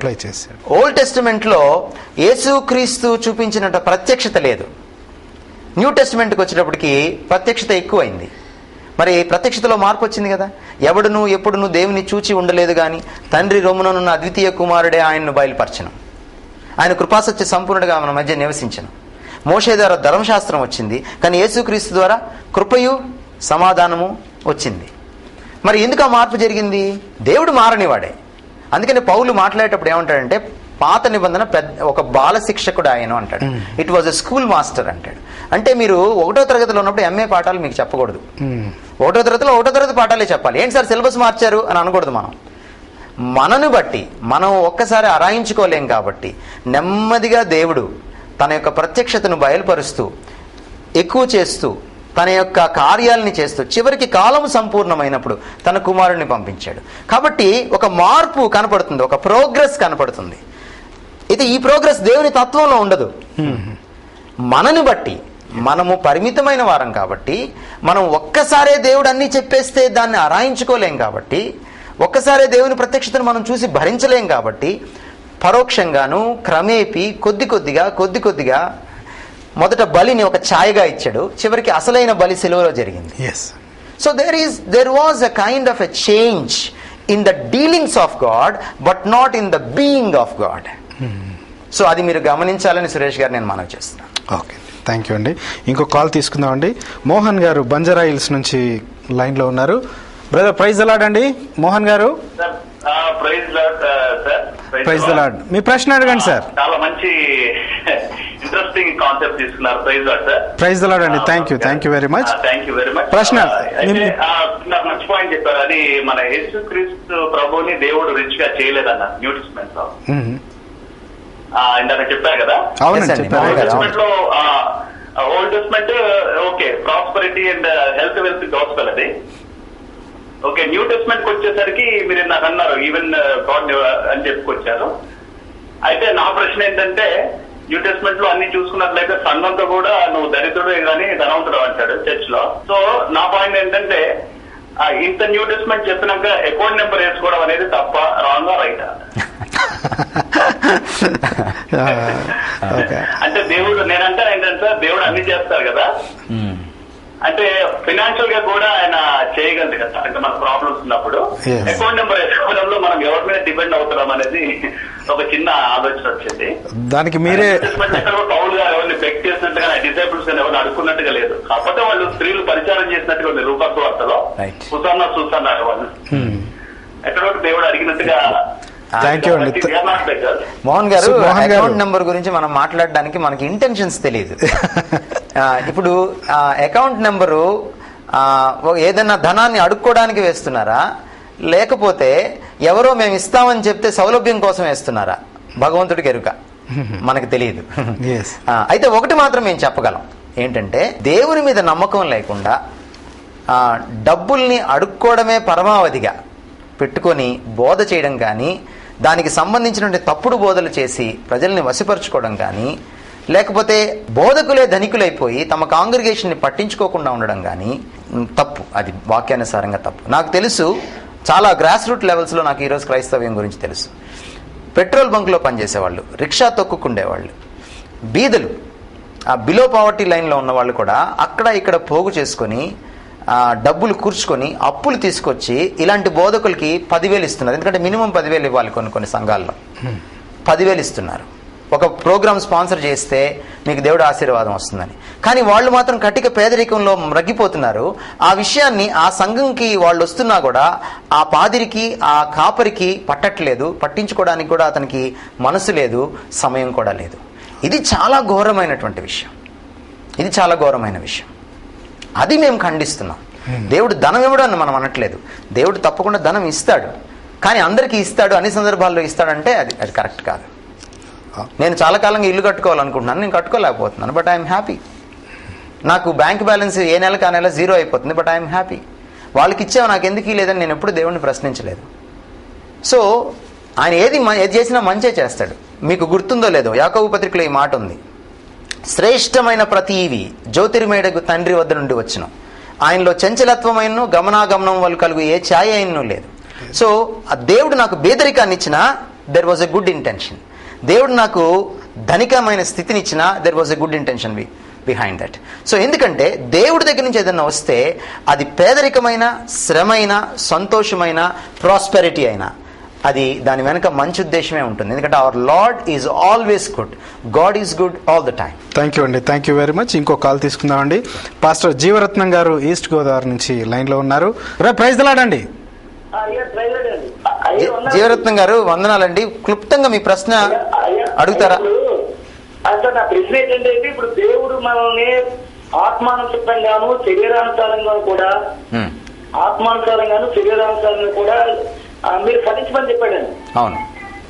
అంటే ఇప్పుడు యోహన సువార్త 15:7 కూడా ఏముందంటే మీరు బహుగా ఫలించడం తండ్రి మహిమపరచబడతారు. ఓకే. మరి మనం బెగ్గింగ్ చేసుకోవడం వల్ల మరి తండ్రి ఇప్పుడు మనం లేనివాడిగా ఉండాలని దేవుడు కోరలేదు కదండి. లేనివాడిగా ఉండాలని దేవుడు ఎప్పుడు కోరడండి. కాకపోతే మీరు ఒకటి అర్థం చేసుకోవాలి ఇక్కడ ఏమిటంటే, దేవుణ్ణి నేను అడుక్కోవడం వల్ల మహిమపరచగలనా అని మీరే చెప్తున్నారు కదా, మనం ఫలించడం వల్ల దేవుడు మహిమ పొందుతాడని. మరి మహిమ పొందే మార్గంలో ఫలించాలి తప్ప, మనం మహిమ పొందే మార్గంలో ధనాన్ని సంపాదించాలి తప్ప మనం అడుక్కొని దేవుడిని ఎలాగ మహిమపరుస్తామండి? ఇందాక మీరు చెప్పారండి, సోమరితనంగా ఉండకుండా సంపాదించుకోండి అని చెప్పారు. మీరు కష్టపడండి, మీరు కష్టపడండి, ఉద్యోగం చేయండి, భార్య బిడ్డల్ని పోషించుకోండి, కొంత వెనకేసుకోండి, మీ కష్టార్జితాన్ని దేవుడు ఆశీర్వదిస్తాడు. ఆ విధంగా మీరు ఒక మోడల్గా ఉండగలుగుతారు, ఒక నీతి కలిగిన వ్యక్తులుగా ఉండగలుగుతారు. సమాజంలో మీరు ఒక ఎగ్జాంపుల్ కూడా సెట్ చేయగలుగుతారు. అంతే తప్ప దేవుడు మనల్ని బేదలుగా ఉండాలని ఎప్పుడు కోరుకోడు. బేదరికానికి 2 కారణాలండి. ఒకడు పక్కనోడు అనగదొక్కితే బేదరికం వస్తుంది, 2 నాకై నేను తెచ్చుకుంటే వస్తుంది, సోమర్తనం వల్ల వస్తుంది. కనీసం దీన్నైనా నేను ఎదిరించగలను కదా. పక్కనోడు నన్ను తొక్కడం నేను ఎదిరించలేకపోవచ్చు కొన్నిసార్లు, కానీ నేను బేదరికాన్ని జయించాలంటే నా సోమర్తనాన్ని విడనాడి కష్టపడ్డాను అనుకోండి. నేను అసలు మన భారతదేశంలోనే చాలా మంది ఎగ్జాంపుల్స్ ఉన్నారు, ఎంతో బేదరికంలో మగ్గిపోయిన వాళ్ళు ఈరోజు సైంటిస్టులు గాను ప్రెసిడెంట్లు గాను పనిచేసిన వాళ్ళు. సో సోమరితనాన్ని నేను విడనాడినప్పుడు నేను ఫలిస్తాను. ఏది ఆధ్యాత్మికంగానే కాదు, నేను భౌతికంగా కూడా ఫలించడానికి అవకాశం ఉంటుంది, ధనం సంపాదించుకోగలుగుతాను. అప్పుడు నిజంగా దేవునికి మహిమ వస్తుంది. ఇంకొక కాల్ తీసుకుందామండి. బెంజమిన్ గారు వైజాగ్ నుంచి. ప్రైజ్ అలాడండి బెంజమిన్ గారు, చెప్పండి బ్రదర్, దయచేసి మీ సమయం వృధా చేయకండి.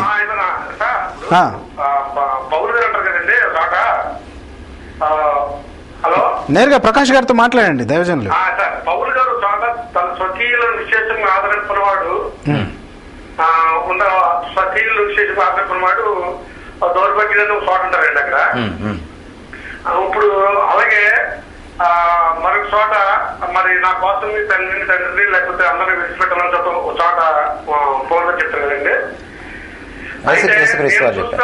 నేను చూసినంత లెక్కలు క్రైస్తవ సోదరుల్లో ఈ మిడిల్ క్లాస్ లేకపోతే ఈ జాబ్ చేసుకున్న వాళ్ళలో ఎక్కువ మంది వాళ్ళకు వచ్చిన ఉద్యోగాలను దేవుడు ఇచ్చినట్లు ఆశీర్వదించిన ఉద్యోగాలను బట్టి స్వకీయులు కూడా ఎవరికి కూడా దగ్గర కాకుండా వారి యొక్క కష్ట నష్టాలను కూడా పట్టించుకోకుండా ఉన్నారని వాళ్ళని కూడా నేను ప్రశ్నించినప్పుడు వాళ్ళు ఏమంటారంటే నా దేవుడి కోసం అందరూ వదిలిపెట్టేస్తాను నిధిగా లేదని చెప్పేసి అన్ని తగ్గించుకున్నారు కొంతమంది.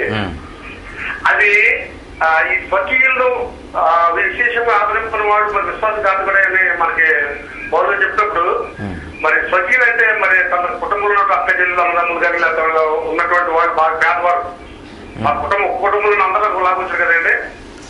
ఇప్పుడు మొదట అండి మీరు మొదట గ్రహించాల్సింది ఏంటంటే, అది ఏ వచనం ఏ కాంటెక్స్ట్ లో చెప్పారు అనేది మొదట మీరు చదవండి. దాని పై వచనాలు కింది వచనాలు చదవమని నా మనవి. స్వకీయులు అన్నప్పుడు కేవలం రక్త సంబంధికులే కాదు, యేసుక్రీస్తులో ఉన్నటువంటి తోటి సహోదర సహోదరులు. నెంబర్ 1. నెంబర్ 2, సోమరిపోతుల్ని పెంచి పోషిస్తూ ఉండకూడదు. అందరికీ సాయం చేయం మనం. పౌలు ఏం చెప్తాడంటే, తనకు తాను సాయం చేసుకోలేని వాడికి సాయం చేయండి అని అన్నాడు. ఏదో అడపాదడప కొంత సాయం చేస్తే అది వేరే విషయం, ఏదో అప్పివ్వడమో అలాంటివి ఏదైనా చేసి అతను కష్టాల్లో ఉన్నప్పుడు ఆదుకోవడం అది వేరే విషయం.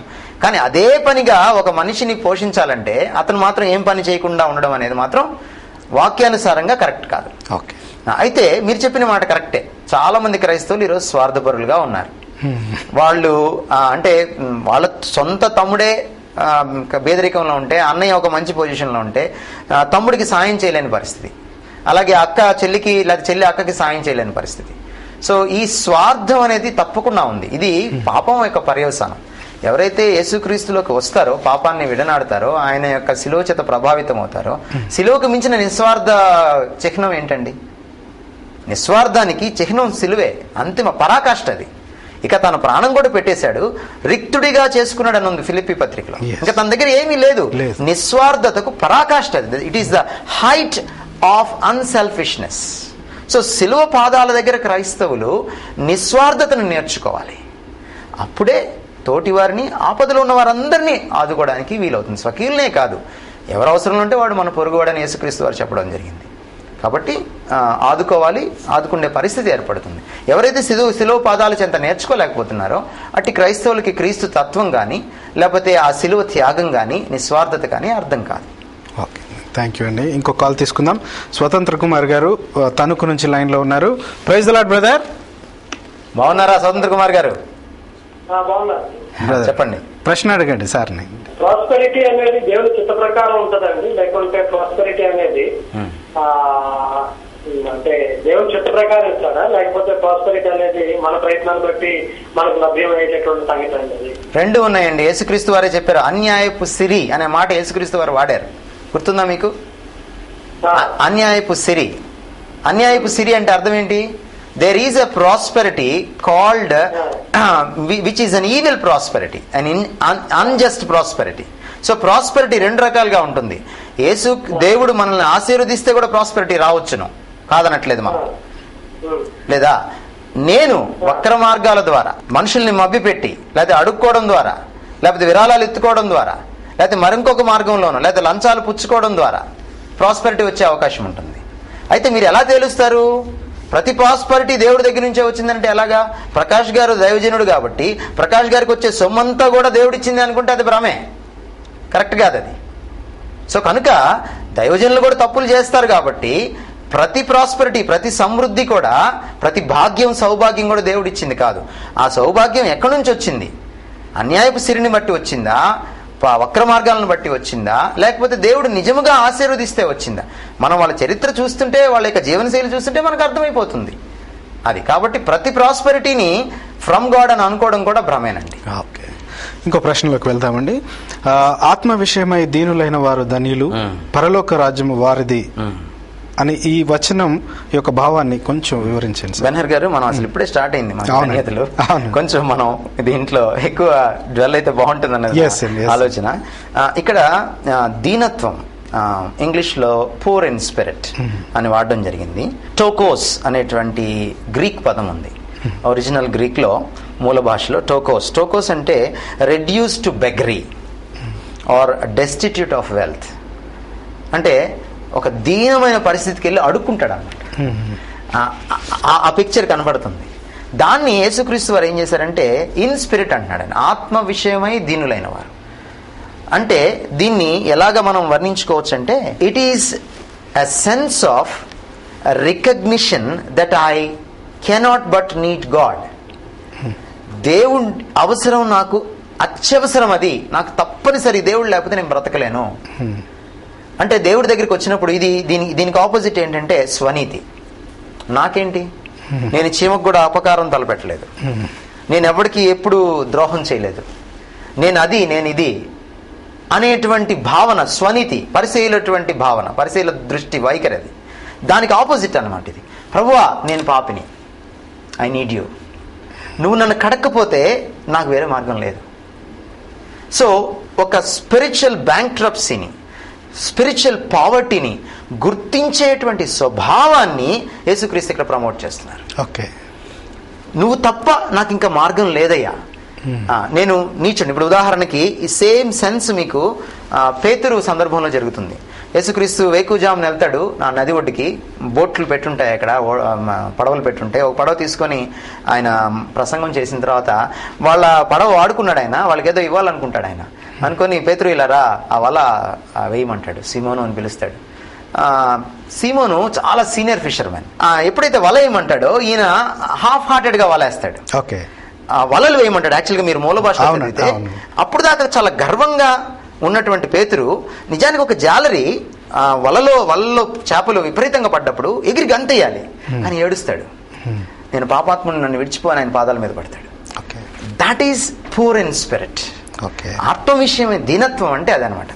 అట్టివారిది పరలోక రాజ్యం అంటాడు. అంటే that is the first prerequisite to enter the kingdom of God, to enter heaven. ప్రభువా నన్ను క్షమించు, నాకు నువ్వు కావాలి, నా నీతి సరిపోదు నాయన, నా గొప్పతనం సరిపోదయ్యా.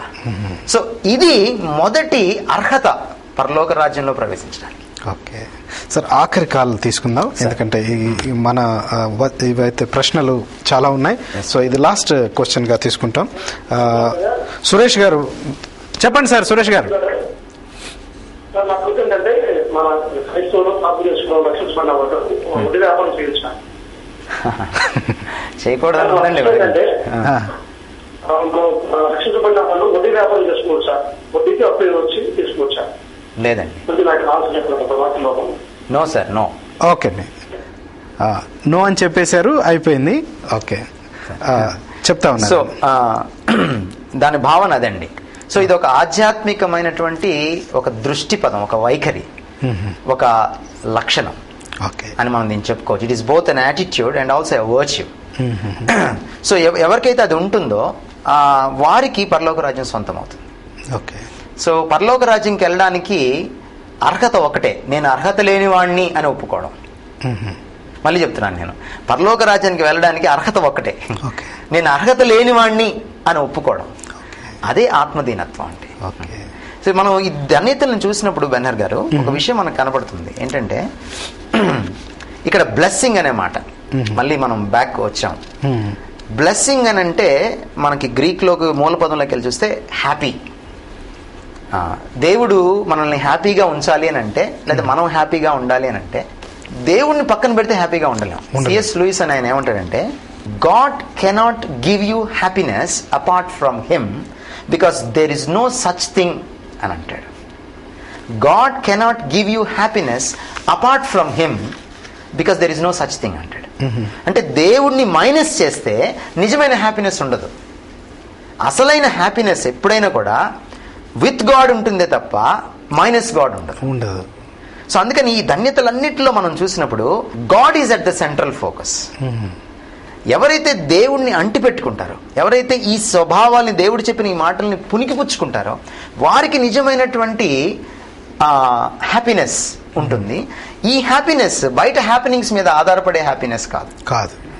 సో ఇది లోపల నుంచి వచ్చే హ్యాపీనెస్. చాలా హ్యాపీనెస్లు మనం సినిమా చూసి హ్యాపీ ఫీల్ అయ్యే వాళ్ళు ఉంటారు, లేకపోతే కార్ కొని హ్యాపీగా ఫీల్ అయ్యే వాళ్ళు ఉంటారు, లేకపోతే ఉద్యోగం సంపాదించి హ్యాపీగా ఫీల్ అయ్యి ఉంటారు, బిడ్డలకి అమెరికా సంబంధం చూసి హ్యాపీగా ఫీల్ అయ్యే వాళ్ళు ఉంటారు. అవి out side to inside happiness. ఇది అలా కాదు, ఫ్రమ్ విత్ ఇన్ దేవుడు ఇచ్చేటువంటి హ్యాపీనెస్. This is number 1. రెండవది ఏంటంటే, there is a cause and effect. Every time మీరు 8 ధన్యతల్లో చూసినప్పుడు ఒక కారకము, ఒక ఫలితం కనపడుతుంది. ఇలా చేస్తే ఇలా జరుగుతుంది, ఇలా చేస్తే ఇలా జరుగుతుంది. ఇక్కడ కూడా అదే కనబడుతుంది మనకి. ఎవరైతే ఆ విధంగా నేను అర్హత లేని వాడిని అని తన దీనత్వాన్ని ఒప్పుకుంటాడో అతనికి పరలోక రాజ్యాన్ని చేరే అర్హత వస్తుంది. So the cause is poor in spirit, the effect is gaining heaven. Thank you అండి, థ్యాంక్ యూ వెరీ మచ్. ఇంకో ప్రశ్నలోకి వెళ్దామండి.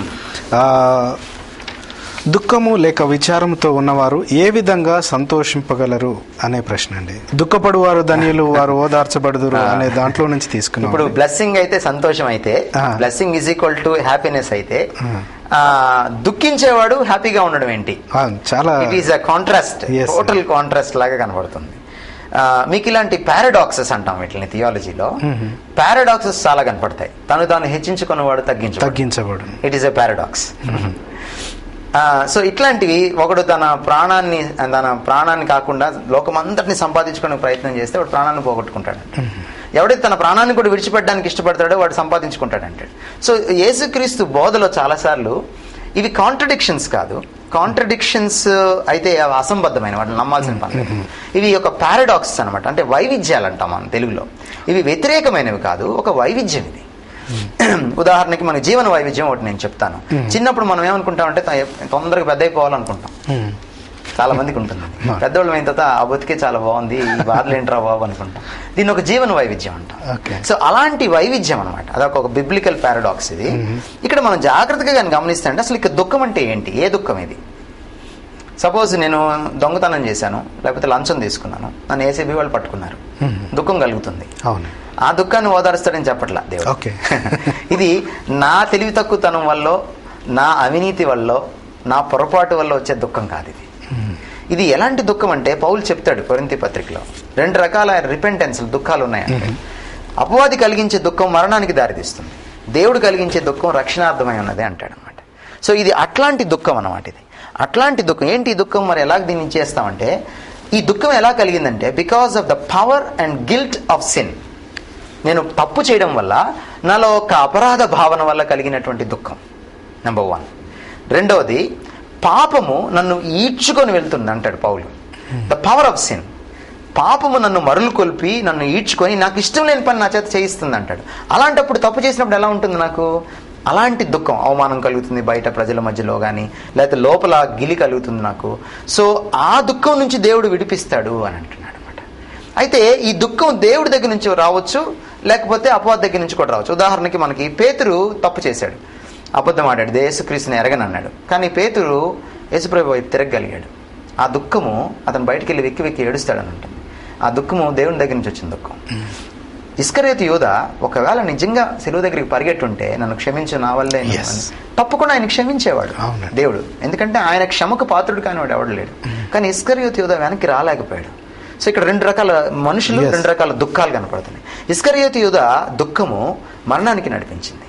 పేతురు దుఃఖము యేసుక్రీస్తు దగ్గరికి మళ్ళీ పరిగెట్టడానికి ఆస్కారమైంది. సో కాబట్టి ఇక్కడ మనం జాగ్రత్తగా అర్థం చేసుకోవాలి. ఇది లౌకిక సంబంధమైన నా పొరపాట్ల వల్ల కలిగే దుఃఖం కాదు, అపవాది కలిగించే దుఃఖం కాదు. కానీ దేవుని దగ్గరికి వచ్చి ప్రభువా నీకు తగ్గట్టుగా జీవించలేకపోయానే నేను బాధ పెట్టింది అనేటువంటి దేవుని యొక్క క్యారెక్టర్ని తెలుసుకునే కొద్దీ కలిగే దుఃఖం. ఉదాహరణకి యెషయా మొట్టమొదటిసారి దేవుణ్ణి చూసినప్పుడు అప్పుడు దాకా యెషయా ఒక భావనలో ఉంటాడు, తనంతా దేశం గురించే ఆలోచిస్తూ ఉంటాడు. రాజు చచ్చిపోయాడు, రాజైన ఉజ్జయం మృతి నొందిన సంవత్సరం నాని స్టార్ట్ అవుతుంది 6వ అధ్యాయం. అత్యున్నతమైన సింహాసనం పైన ఎప్పుడైతే దేవుణ్ణి చూస్తాడో, ఆ పరిశుద్ధుడిని చూస్తాడో, ఒక్కసారి అతనిలో దుఃఖం కలుగుతుంది. అయ్యో నేను అపవిత్రమైన పెదవులు కలిగిన వాడిను, అపవిత్రమైన ప్రజల మధ్య జీవించేవాడిను అని అంటాడు.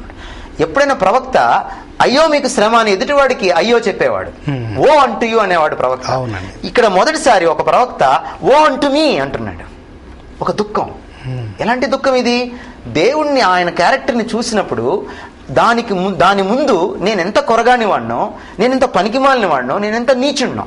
The more I understand the beauty of God's holiness, the more I understand the wretchedness of my sinfulness, then repentance starts. నాలో కలుగుతుంది రిపెంటెన్స్. సో ఆ దుఃఖం గురించి మాట్లాడుతున్నాడు. అటువంటి దుఃఖపడేవారినట ఆయన బ్లెస్ చేస్తాడట, ఆయన సంతోషాన్ని ఇస్తాడట. అంటే ఈ దుఃఖము దేవుని దగ్గర నుంచి వచ్చే దుఃఖం, ఇది అసలైన సంతోషానికి నడిపిస్తుంది. అందుకనే చూడండి, సమరయ స్త్రీ అప్పుడు దాకా లోకానికి భయపడతా ఉంది. మీరు చూడండి, ఒంటరిగా మధ్యాహ్నం పూట ఆమె దొంగతనంగా నీళ్లు చేదుకోవడానికి వచ్చింది. She could not face the society and the world. కానీ ఎప్పుడైతే యేసుప్రభుని కలిసిందో అప్పుడు దాకా ఆమెకు సాటిస్ఫాక్షన్ లేదు. ఎందుకు 5 భర్తలను ఎందుకు మార్చింది ఆవిడ? చివరికి మ్యారేజ్ మీద నమ్మకం పోయి 6వ వాడితో ఎందుకు సహజీవనం చేస్తుంది ఆవిడ? Because she had no satisfaction and happiness inside. ఎప్పుడైతే యేసుప్రభుని కలిసిందో ఆమె ఇమేజ్ మారిపోయింది. ఎవరేమైనా అనుకోని, నేను దొంగతనంగా నీళ్లు చేదుకోవడానికి వచ్చిన మహిళ, ఒక పతిత పరిగెట్టుకుంటా తమ గ్రామస్తుల దగ్గరికి వెళ్ళి వాళ్ళని ఫేస్ చేసి ఈయన మెస్సియే కాడా అని మాట్లాడిందంటే యు అండర్స్టాండ్. అంటే యేసుప్రభుని ఎప్పుడైతే ఎన్కౌంటర్ చేస్తామో, ఆయన ఎప్పుడైతే ఎదుర్కొంటామో నిజమైన దుఃఖం కలుగుతుంది. అది నిజమైనటువంటి సంతోషానికి దారితీస్తుంది. ఆమె వచ్చిన పనిని కూడా వదిలేస్తా, కుండా అక్కడ పరేసి పరిగెట్టుకుంటా వెళ్తాం. సో అదండి అక్కడ ఉన్నటువంటి ఆ భావన. అది చాలా సంతోషం అండి, చాలా మంచి విషయాలు చెప్పారు. ఇంకో ప్రశ్నలోకి వెళ్ళిపోదామండి. సాత్వికులు ధనియులు, వారు భూలోకమును స్వతంత్రించుకుందరు అంటే ఏంటి?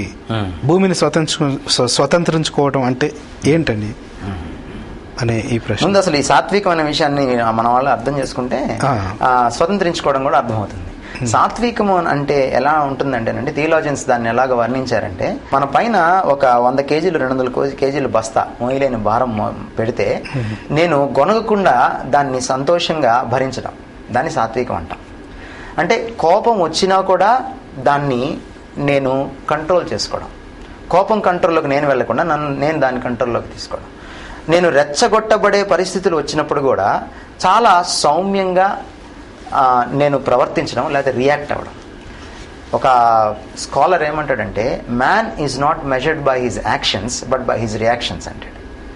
ఒక వ్యక్తి యొక్క క్యారెక్టర్ ఎప్పుడు బయటపడుతుందంటే, మామూలు అప్పుడు బాగానే ఉంటుంది, ఇప్పుడు నేను బాగానే ఉంటాను, కానీ రేపొద్దు నాకు ఏదో ఒక సందర్భం వస్తుంది, నాకు షార్ట్ టెంపర్ వస్తుంది, అప్పుడు అసలు నా క్యారెక్టర్ బయటకు వస్తుంది. సో అలాంటి సందర్భాల్లో నేను కానీ తమాయించుకోగలిగితే, నేను కానీ సౌమ్యంగా రియాక్ట్ అవ్వగలిగితే దాన్ని సాత్వికము. ఎందుకు మోషేకి సాత్వికంలో ఫస్ట్ సర్టిఫికెట్ గోల్డ్ మెడల్ ఇచ్చాడు దేవుడు? సాత్వికంలో గోల్డ్ మెడల్ ఇచ్చాడు మోషేకి.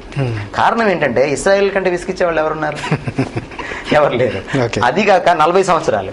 సో అందుచేత మోషే సాత్వికాన్ని ఆయన అభ్యసించాడు. సో అటువంటి సాత్వికం ఎవరికైతే ఉంటుందో వారట భూలోకాన్ని స్వతంత్రించుకుంటారట. ఇక్కడ చాలా అద్భుతంగా కాజ్ అండ్ ఎఫెక్ట్ అని అనుకున్నాం కదా.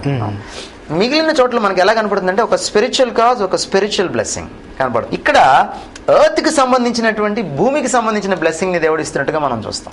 భూలోకాన్ని స్వతంత్రించుకోవడం అంటే భూలోకంలో ఉన్నటువంటి ప్రాస్పెరిటీ, లేకపోతే భూలోకంలో నేను వెలసిల్లడం, అభివృద్ధి చెందడం, లేకపోతే భూలోకం మీద పట్టు సాధించడం, నా చుట్టూ ఉన్నటువంటి ప్రజల మీద కానీ, నా ఆఫీస్ మీద కానీ, లేకపోతే వాట్ ఎవర్ నా ఏరియా మీద కానీ నాకు ఒక అధికారము, ఒక పట్టు నేను సాధించిన వాడిన, సమాజంలో నాకు ఒక పొజిషన్ నాకు ఉంటుంది. కానీ అందరూ ఏం చెప్తున్నారంటే నువ్వు 25,000 ఇస్తే ₹1,00,000 నువ్వు సంపాదించుకోవచ్చు అని చెప్తున్నారు. కానీ ఇక్కడ చూడండి రివర్స్ లో ఉంది. కాజ్ అండ్ ఎఫెక్ట్ మనం చూస్తే సాత్వికము ద్వారా నేను ప్రపంచాన్ని జయించచ్చట. అసలు ఇదే కదండి గాంధీ గారికి స్ఫూర్తి అయింది. గాంధీ గారు మొట్టమొదట ఆయుధాన్ని వదిలేయాలనుకున్నప్పుడు, అహింస అనే దాన్ని చేపట్టాలనుకున్నప్పుడు ఎవరు ఆయనకి సపోర్ట్ ఇచ్చారు? అసలు ఇది వల్లయ్యే పనేనా? అంత రవి అస్తమించిన బ్రిటిష్ సామ్రాజ్యాన్ని ఎదిరించడానికి ఏంటి శక్తి కావాలి కానీ, తిరుగుబాటు కావాలి కానీ, ఇదేమిటిది? చాలా మంది మొదట ఆయనకి ఓటేయలేదు, చివరికి ఆయనే గెలిచాడు. అందుకని ఆయన చాలాసార్లు ఏమన్నాడు, నాకు ఈ కొండ మీద ప్రసంగం నాకు చాలా ప్రియమైంది అంటాడు. ఆ యేసు ఎవరు ఆయన ఎక్కువగా ఇన్ఫ్లుయెన్స్ చేశారంటే ఆయన యేసుక్రీస్తు ఆయన ఎక్కువగా ఇన్ఫ్లుయెన్స్ చేశారు. ఆయన చాలా ఓపెన్ గా కన్ఫెస్ చేశాడు ఆ విషయాన్ని. ఈ రోజు మనం చాలా మంది చెప్పుకోవట్లేదు విషయాన్ని. ఒక రకంగా చెప్పాలంటే భారత స్వాతంత్ర్యానికి ఊపిరిలు పోసినటువంటి వచనం ఇది. సాత్వికంతో ఆయన ఏం చేసుకున్నాడంటే భారతదేశాన్ని స్వతంత్రించుకున్నాడు బ్రిటిష్ వాడి చేతి నుంచి. అది నిరూపితమైంది. కానీ దురదృష్టం ఏమిటంటే మన క్రైస్తవులకు ఈ వచనాన్ని నమ్మే పరిస్థితి లేదు ఈరోజు. మన క్రైస్తవులు ఏమనుకుంటున్నారంటే సాత్వికం కాదు, అధికారం కావాలి, రాజ్యాధికారం ద్వారా మేము రేపొద్దున ఒక్కొక్క పొజిషన్ వస్తుందని చాలా మంది క్రైస్తవులు ఈరోజు నమ్ముతున్నారు. కానీ దేవుడు మనకి ఇచ్చినటువంటి పొలిటికల్ ఫార్ములా ఏంటంటే మీరు సాత్వికులుగా ఉండండి, మీరు స్వతంత్రించుకుందాం. మీరు మీ దేశాన్ని గెలుచుకోవాలి అంటే, మీరు మీ సమాజాన్ని గెలవాలి అంటే, మీరు ప్రపంచాన్ని గెలవాలంటే మీరు సాత్వికులుగా ఉండాలి. చాలా మంచి విషయం తెలియజేశారండి. చాలా అసలు ఒక్కొక్కసారి మీరు చెప్తున్న ఆన్సర్ చూసినప్పుడు కొంచెం రోమాలు నిలబడుతూ ఉన్నాయి, కొన్నిసార్లు ఆశ్చర్యం కలుగుతూ ఉంది. ఇందాక మీరు చెప్పినప్పుడు కళ్ళలో నీళ్ళు కూడా తిరిగాయి. ఆ స్త్రీ గురించి మీరు చెప్పినప్పుడు చాలా మంచి విషయాలు తెలియజేస్తూ ఉన్నారు. చాలా థ్యాంక్స్ అండి. మీ పితరులు చేసిన త్యాగం, లేకపోతే వాళ్ళు కూడా థ్యాంక్ యూ అండి. థ్యాంక్ యూ వెరీ మచ్ రక్షణ టీవీకి వచ్చినందుకు. ఇంకో ప్రశ్నలోకి వెళ్దాం. మంచితనము లేక నీతి కొరకు ఆకలి దప్పులు అంటే ఏంటి? ఆకలి గురినప్పుడు సంతోషం ఎలా కలుగుతుంది అనే ప్రశ్న. ఇక్కడండి క్రేవింగ్ అండి, ఒక రకమైన క్రేజ్ రకరకాల వాటిపైన మనకు ఉంటుంది. కొంతమందికి పదవీ వ్యామోహం ఉంటుంది, కొంతమందికి ధన వ్యామోహం ఉంటుంది, కొంతమందికి స్త్రీ వ్యామోహం ఉంటుంది, కొంతమందికి ఇంకేదో బ్యూటీ పట్ల వ్యామోహం ఉంటుంది, కొంతమందికి బంగారం పట్ల మోజు ఉంటుంది. అది నెగిటివ్ అయితే అలాంటి ఒక పాజిటివ్ ఇది. అంటే ఒక రకమైనటువంటి తపన, తృష్ణ. ఏమిటి ఆ తృష్ణ అంటే నీతిగా బ్రతకాలి, నీతినే చేయాలి, అవినీతికి కూడా బదులుగా నీతినే సమాధానంగా ఇవ్వాలి అనేటువంటి భావన ఇది, వైఖరి ఇది. నీతి కొరకు ఆకలి తప్పులు కలిగి ఉండమంటే అర్థం అదనమాట. ఇంకేది ఇచ్చినా కూడా, ఇప్పుడు నాకు ఆకలిస్తుంది అనుకోండి, నాకు ఇంకేదో ఇస్తే నాకు నా ఆకలి తీరదు. ఏదైతే నాకు ఇవ్వాలో అది ఇస్తేనే నాకు తీరుతుంది. ఒక విశ్వాసిలో ఈ నీతి కొరకు ఆకలి తప్పులు అంటే, ఇక నీతి అనే మాటను కూడా మనం ఇక్కడ వర్ణించుకోవాలి. మనకి గ్రీకు భాషలో ఏముందంటే డికయోసునే అంటే a condition which is acceptable to God. దేవునికి ఆమోదయోగ్యమైనటువంటి ప్రవర్తన, పరిస్థితి, ఆ స్థితిని కోరుకోవడం అన్నమాట. ఇది మనసులోనే కాదు, ఆలోచనలోనే కాదు, ఆచరణలో కూడా. సపోజ్ నా ఫ్రెండ్ ఏదో నాకు ఎన్నిసార్లు చేసినా నాకు నెగిటివ్గానే ప్రవర్తిస్తున్నాడు, అన్యాయంగానే అతను నాతో మాట్లాడుతున్నాడు, నన్ను డీల్ చేస్తున్నాడు. నీతి కొరకు ఆకలి తప్పులు కలిగి ఉన్నాను అనుకోండి, నేను అతను 100 సార్లు చేసినా నాకు అన్యాయం, నేను మాత్రం న్యాయంతో అతన్ని ఎదుర్కొంటాను. ఎందుకంటే చచ్చినా నేను అన్యాయం జోలికి వెళ్ళను. అది నీతి కొరకు ఆకలి తప్పులు కలిగి ఉన్నానంటే. ఓకే. ఎందుకంటే ఆ ఫ్రెండ్ని నేను ఎలాగ గెలవాలనే దానికంటే కూడా, అతని చేతిలో ఓడిపోతానేమో అన్న భయము, అభద్రతాభావం కంటే కూడా నీతిని జరిగించడమే నాకు ఇష్టం. అది నీతి కొరకు ఆకలి తప్పులు కలిగి ఉన్నామండి. అది ఎప్పుడు వస్తుందంటే ఒక క్రైస్తవుడికి సహజంగా రాదు. ఎవరైతే దేవునికి దగ్గరగా జరుగుతారో అప్పుడు వస్తుంది. మీకు మంచి ఉదాహరణ బైబిల్లో ఏంటంటే దావీదు. మీకు చూడండి, దావీదు పక్కన వాళ్ళు దొరికాడు సౌలు, ఇప్పుడు ఏసై అన్నారు. ఇదే టైం నీకు, ఇక మళ్ళీ ఇట్లాంటి ఛాన్స్ దొరకదు దావీదు నీకు. Come on, you think about it. This is the wisest thing. Politically it is correct, politically it is correct, but according to the Bible theologically it is not correct. David ఏం చేస్తాడు? అంత అన్యాయం చేసిన సౌల్ని చేతికి దొరికినా కూడా న్యాయంగా ప్రవర్తిస్తాడు. అది నీతి కొరకు ఆకలి తప్పుడు అండి. అందుకని దేవుడు అంటాడు, నా హృదయానుసారుడు అంటాడు. ఓకే, థ్యాంక్ యూ అండి. ఇంకొక ప్రశ్నలోకి త్వరగా వెళ్ళిపోదాం, సమయం తక్కువగా ఉంది. సమాధానపరచువారు ధన్యులు, వారు దేవుని కుమారులు అనబడుదురు అన్న వచనాన్ని ఎలాగ అర్థం చేసుకోవాలి? దేవుని కుమారులు అనగా ఎవరు? దేవుని కుమారుల గురించి మనకు చాలా స్పష్టంగా బైబిల్లో ఉంది. ఇదేంటంటే ఆయన ఐడెంటిటీ. ఒక రకంగా చెప్పాలంటే వాళ్ళు దేవుని కుమారులు అవుతారు అని అనలేదు, అనబడుదురు అన్నాడు ఆయన. తను ఎందరైతే అంగీకరిస్తారో వారందరూ దేవుని అధికారం అనుగ్రహించేశాడు. అది అయిపోయింది. అయితే ఈ దేవుని కుమారులు ఉన్నారు చూసారా, ఎవరైతే విశ్వాసం ఉంచి తమ పాపాలని యేసుక్రీస్తు రక్తంలో కడుక్కొని యేసుక్రీస్తుని సురక్షకుడుగా అంగీకరించిన వాళ్ళు, బయట వాళ్ళని దేవుని కుమారులను ఎవరు పిలుస్తారు, ఎప్పుడు పిలుస్తారు అంటే ఇది తార్కాణం. ఎవరైతే పీస్ లవర్స్ ఉంటారో, ఒక క్రైస్తవుడు దేవుని కుమారుడిని చెప్పుకుంటూ, మార్మన్స్ పొందానని చెప్పుకుంటూ తగవులకి కారణమైతే, లేకపోతే గొడవలకి కారణమైతే అతను దేవుని కుమారుడిగా గుర్తించబడడు. Okay. So the identity, the Christian identity, సమాజంలో ఒక క్రిస్టియన్ ఐడెంటిటీకి ఇది ఒక చిహ్నం అని చెప్పొచ్చు మనం. అయితే దీన్ని రకరకాలుగా ఇంటర్ప్రిట్ చేశారు. యాక్చువల్గా మనం మూల భాషలోకి వెళ్ళి చూస్తే పీస్ లవర్స్ అని ఉంది. ఎవరైతే పీస్ లవింగ్, ఒక గొడవ జరుగుతున్నప్పుడు సాధ్యమైనంత వరకు సమాధాన పడడానికి ఇష్టపడతారు. ఓకే. ఆ తత్వం వాళ్ళలో ఉంటుందన్నమాట. పౌలు కూడా ఏమంటాడు, మీరు సాధ్యమైనంత వరకు సమాధానం కోసం చేయండి. పరిశుద్ధత విషయంలో ఆ మాట చెప్పలేదు, కానీ సమాధానం విషయంలో అది చెప్పాడు. ఎందుకంటే సమాధానం పడాలంటే ఇద్దరిలో ఉంటుంది. ఓకే, ఇద్దరిలో ఉంటుంది. పరిశుద్ధత విషయంలో అనుకోండి, నేను ఒక్కనే నిర్ణయం తీసుకోవచ్చు. సో సమాధానం పడడం చాలా కష్టమైన పని. కానీ వాళ్ళు ఏం చేస్తారంటే 110% they try for peace. Okay. So అప్పుడేమవుతుందంటే బయట వాళ్ళ ఐడెంటిటీ ఏమవుతుందంటే, yes he's God's child, he's a man of God, he's a woman of God, she's a woman of God అని ప్రజలు చెప్పుకోవడానికి వీలవుతుంది. That is a blessing. So you are establishing a Christian identity and glorifying God by seeking peace. సమాధానమును వెదకి వెంటాడుడి అని. అవునండి, అది. Okay అండి. నీతి నిమిత్తం హింసింపబడు వారు ధన్యులు, పరలోక రాజ్యం వారిది అంటే ఏంటండి? దయచేసి వివరించండి. జనరల్గా అండి, అంటే the psych of a society, ఒక సొసైటీ ఎలా ఆలోచిస్తుంది, ఆల్రెడీ అవినీతిపరమైపోయిన సొసైటీలో ఒక నీతిపరుడు జీవిస్తున్నాడు అనుకోండి, సాధారణంగా రియాక్షన్ ఎలా ఉంటుంది, వీడేంటి మధ్యలో అన్నట్టు ఉంటుంది. ఓకే.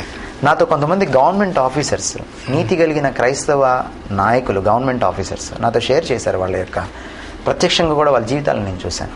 వాళ్ళ ఇంట్లో ఎన్నో ఆర్థిక ఇబ్బందులు ఉన్నప్పటికీ కూడా వాళ్ళు నీతి కోసం నిలబడ్డారు, లంచాలు తీసుకోకుండా నిలబడ్డారు. అలా నిలబడుతున్నప్పుడు ఏమవుతుందంటే, ఆయన పక్కన ఆఫీసరు, ఆయన కొలీగ్స్, ఆయన పైన ఇమీడియట్ బాస్, ఆ టాప్ బాస్, కింద వాళ్ళు అందరు కమిషన్స్ తీసుకుంటారు, ఈయన తీసుకోడు. ఓకే. అప్పుడు వాళ్ళకి సహజమైన ఫీలింగ్ ఏంటో తెలుసా అండి, కాన్షియన్స్ పుచ్చుకుంటుంది వాళ్ళకి. ఓకే. ఇప్పుడు ఒక్కడే తీసుకోవట్లేదండి లంచం, చుట్టుపక్కల వాళ్ళు అందరూ తీసుకుంటున్నారు. లంచం తీసుకునే వాడికి ఎలా ఉంటుందంటే, వీడిని కూడా మనలో కలిపేసుకుంటే పోతుంది, ఎక్కడ పడతాం ఈ బాధ అని. అతను కనపడ్డప్పుడల్లా ఇతనికి పీకుతుంటుంది లోపల. దానివల్ల ఏమవుతుందంటే ఒక రియాక్షన్ ఏంటంటే హింసిస్తారు మనల్ని. బైబిల్లో సజ్జన ద్వేషులు అనే మాట ఉంది. అవునండి. మనం సజ్జనులుగా జీవించినప్పుడు దేవుడి కోసం సహజంగా ఈ లోకం మనల్ని ద్వేషిస్తుంది. ఎందుకంటే లోక మర్యాదను మనం అనుసరించకుండా దానికి ఎదురీదినప్పుడు డెఫినెట్గా మనకి ఎదుర్కోలు వస్తుంది. ఓకే. అప్పుడు హింస తప్పదు. హింస అనేది ఎలా ఉంటుందంటే, అది శారీరకంగా ఉండొచ్చు, మానసికంగా కూడా ఉండొచ్చు. ఓకే. అందుకని కొంతమంది క్రైస్తవులు ఈ నీతిలో పోరాడి కొన్నిసార్లు చివరిలో చేతులు ఎత్తేస్తారు. ఎందుకంటే ఒంటరి పోరాటం కదా, ఒంటరి పోరాటం. కానీ వీళ్ళకి అర్థం కానిటువంటి ఒక గొప్ప విషయం ఏంటంటే, ఒక భక్తుడు ఏమంటాడంటే, Christian is the conscience of the society అంటాడు. ఒక క్రైస్తవుడు నీతిగా నిలబడినప్పుడు సమాజంలో ఆటోమేటిక్గా అవతల వాడి చచ్చిన మనసాక్షి కూడా లేచి నుంచి ఉంటుంది, ప్రాణం పోసుకుంటుంది, వాడిని గుచ్చినట్టు అవుతుంది. టిఎల్ మూడీ ఏమంటాడంటే, light houses do not blow horns, they just shine అంటాడు. సో అందుకని ఏంటంటే, ఎప్పుడైతే అది జరుగుతుందో ఒక లైట్గా నేను అక్కడ నిలబడతాను, చీకట్లో ఉన్న విషయాలు బయటకు వస్తాయి. ఎప్పుడైతే బయటకు వస్తే ప్రజలు కంపారిజన్ చేసుకుంటారు. అందుకని ఏం చేస్తాడంటే, మంచివాడిని సమాజం నుంచి తీసేయడానికి, ఏరిపారేయడానికి దుర్జనుడు ప్రయత్నం చేస్తాడు. సో డెఫినెట్గా ఏమొస్తుందంటే హింస వస్తుంది. అది మానసిక హింస కావచ్చు, శారీరక హింస కావచ్చు. అప్పుడు యేసుప్రభు వారు ఏమంటారంటే, మీరు ధన్యులు అంటాడు. ఎందుకంటేనండి, ఒక మాట నేను తప్పకుండా చెప్పాలి. ఎందుకు నీతిగా ఉంటున్నాను నేను? అసలు నా గొప్పతనం కోసం కాదు. ఒకవేళ నేను గొప్పవాడిని, అందరికంటే నేను భిన్నమైన వాడిని, నేను ఒక హీరోని అని చూపించుకోవాలి అని అనుకుంటే మాత్రం నేను నీతిలో ఎక్కువ కాలం జీవించలేను. అందుకని పేతురు పత్రికలో ఏమని చెప్తారంటే, పేతురు ఆయన పరిశుద్ధుడై ఉన్నాడు గనుక మీరును పరిశుద్ధులై ఉండండి. So the cause for my righteousness and holiness is God himself. ఎప్పుడైతే ఈ దేవుణ్ణి దగ్గరికి నేను జరగనో, ఈ దేవుణ్ణి ప్రతిదినము చూడనో, ఆయన ముఖార విందాన్ని నేను తిలకించనో, నాకు ఇన్స్పిరేషన్ ఉండదు నీతిగా బ్రతకడానికి. ఈ లోకం వైపు నేను చూశాను అనుకోండి సార్, ఏమవుతుంది? నేను దిగిపోతాను. ఎందుకంటే నీతిగా బ్రతికాడు ఒక్కడు కూడా కనపడ్డు నాకు ఈ లోకంలో.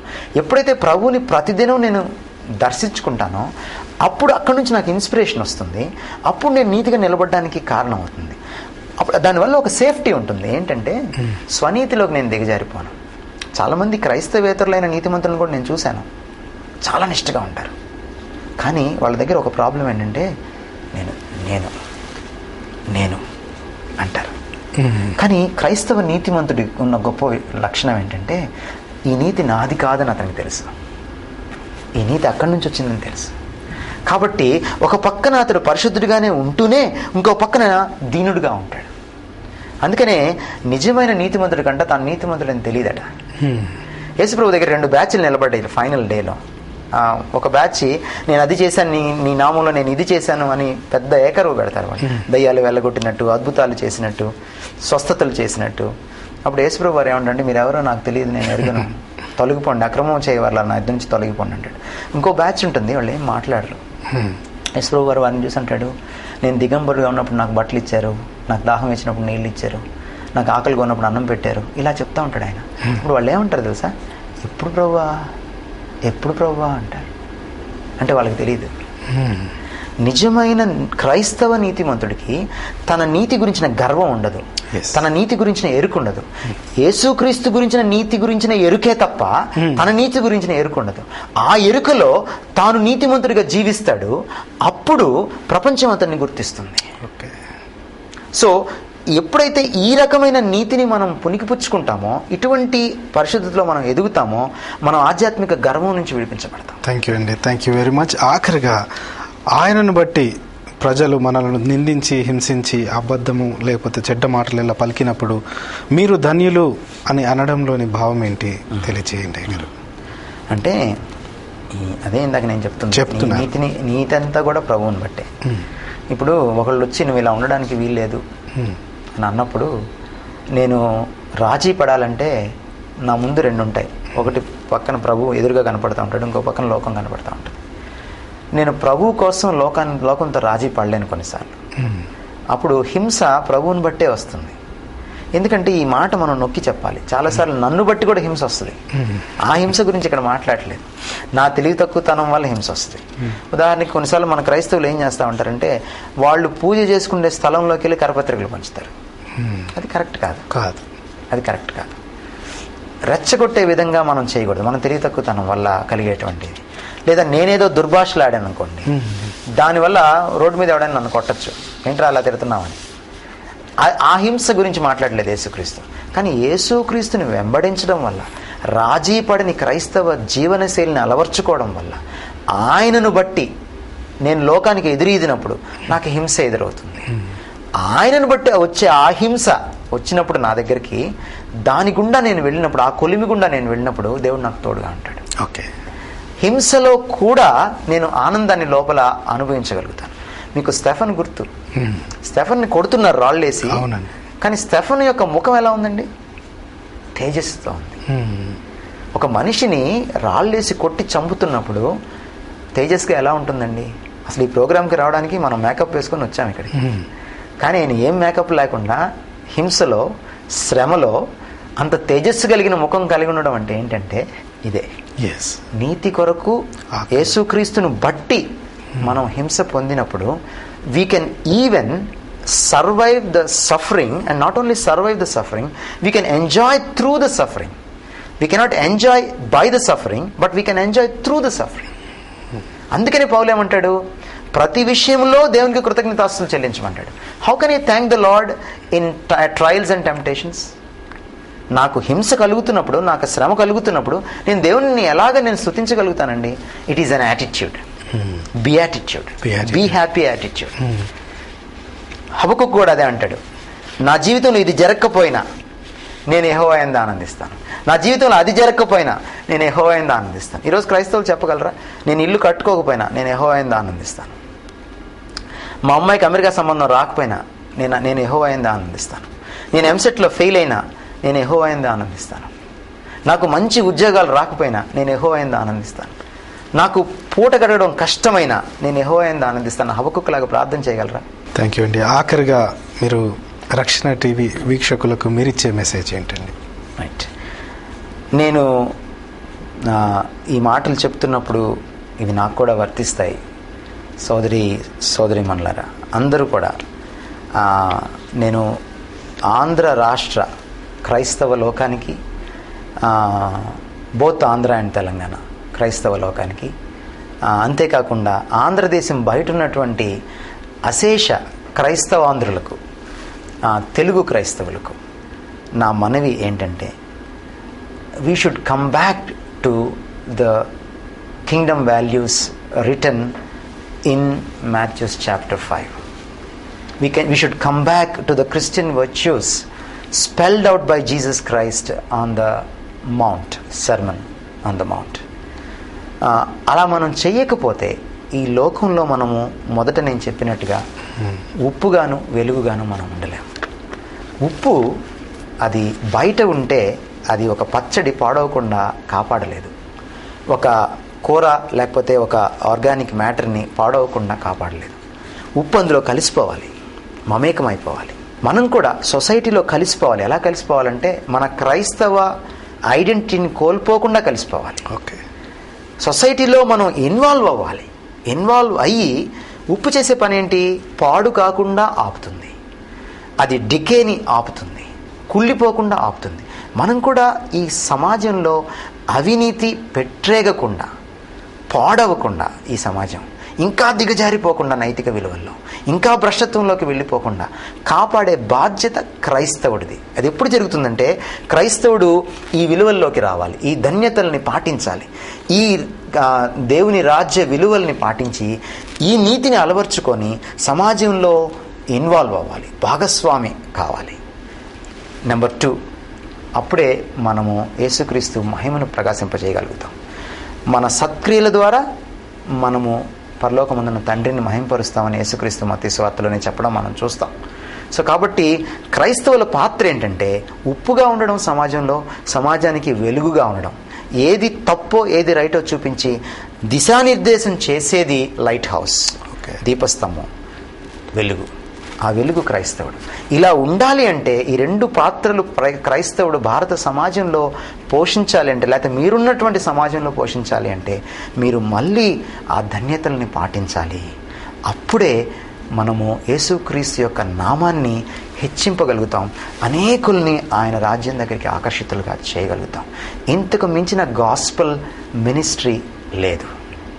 విన్నందుకు మీకు ధన్యవాదాలు. థ్యాంక్ యూ అండి. Thank you very much Prakash గారు. మీ అమూల్యమైన సమయాన్ని ఇచ్చి మమ్మల్ని మేల్కొల్పే జవాబులు ఇచ్చి మంచి కార్యక్రమంలో పార్టిసిపేట్ చేశారు. మీకు వందనాలు. ప్రత్యేకంగా వీక్షకుల తరఫున, మా రక్షణ టీవీ యాజమాన్యం తరఫున మరొక మారు వందనాలు తెలియజేస్తూ ఉన్నాను. ఈ అసలైన ప్రశ్న సిసలైన జవాబు అనే ఈ కార్యక్రమంలో ఇంకా మీకు ఏదైనా ప్రశ్నలు ఉన్నట్లయితే మాకు రాయండి. మా అడ్రస్ అసలైన ప్రశ్న సిసలైన జవాబు, కేర్ ఆఫ్ రక్షణ TV, post box number 1832, Musheerabad, Hyderabad 5,20,000. తిరిగి వచ్చే వారం అసలైన ప్రశ్న సిసలైన జవాబులో కలుసుకుందాం. అంతవరకు సెలవు. Praise the lord. Praise the lord. ప్రార్థన చేసుకుందాం. మా ప్రేమ కలిగిన తండ్రి, నీ పాదాల దగ్గరికి వస్తున్నాం. ఈ 66 పుస్తకాలు ఈరోజు మా కళ్ళ ముందు మా మాతృభాషలో లేకపోతే మేము ఎంతగా తప్పుదోవ పట్టేవాళ్ళమో మాకే తెలియదు నాయన. మాకున్నటువంటి అనేకమైన సందేహాలని నివృత్తి చేయడమే కాకుండా మాలో ఉన్నటువంటి అనేకమైన ఆందోళనల్ని, మాలో ఉన్నటువంటి అనుమానాలని నాయన మీరు పటాపంచలు చేశారు. నాయన మీకు వందనాలు చెల్లించుకుంటున్నాం. దీనులమైనటువంటి మరి దౌర్భాగ్యమైనటువంటి నన్ను కూడా మీరు వాడుకున్నందుకు మీకు వందనాలు చెల్లించుకుంటున్నాం. ఆయన వీక్షించిన ప్రతి ప్రేక్షకుడిని, ప్రేక్షకురాల్ని నీ పాసనలో జ్ఞాపకం చేసుకోండి నాయన. నీ సత్యాన్ని గ్రహించడానికి, స్వతంత్రులు కావడానికి నాయన కృప చూపించమని, ఆ సత్యము వాక్యమేనని, వాక్యమనే సత్యంతో వారిని మరి ప్రతిష్ఠించమని నాయన మీ పాద సన్నిధిలో రక్షణ టీవీ అశేష ప్రేక్షక వాహినిని అర్పించుకుంటూ భారతదేశంలో ఉన్నవారిని, మరి బయట ఉన్నటువంటి ఎన్ఆర్ఐస్ని కూడా మీ పాద సన్నిధిలో జ్ఞాపకం చేసుకుంటూ యేసుక్రీస్తు వారి పేరట మరి నిన్నే స్తుతించి, నిన్నే మహిమపరుస్తూ, ఘనపరుస్తూ మా మనవలను అర్పించుకుంటున్నాం తండ్రి. Amen. Amen. Amen. Praise the lord.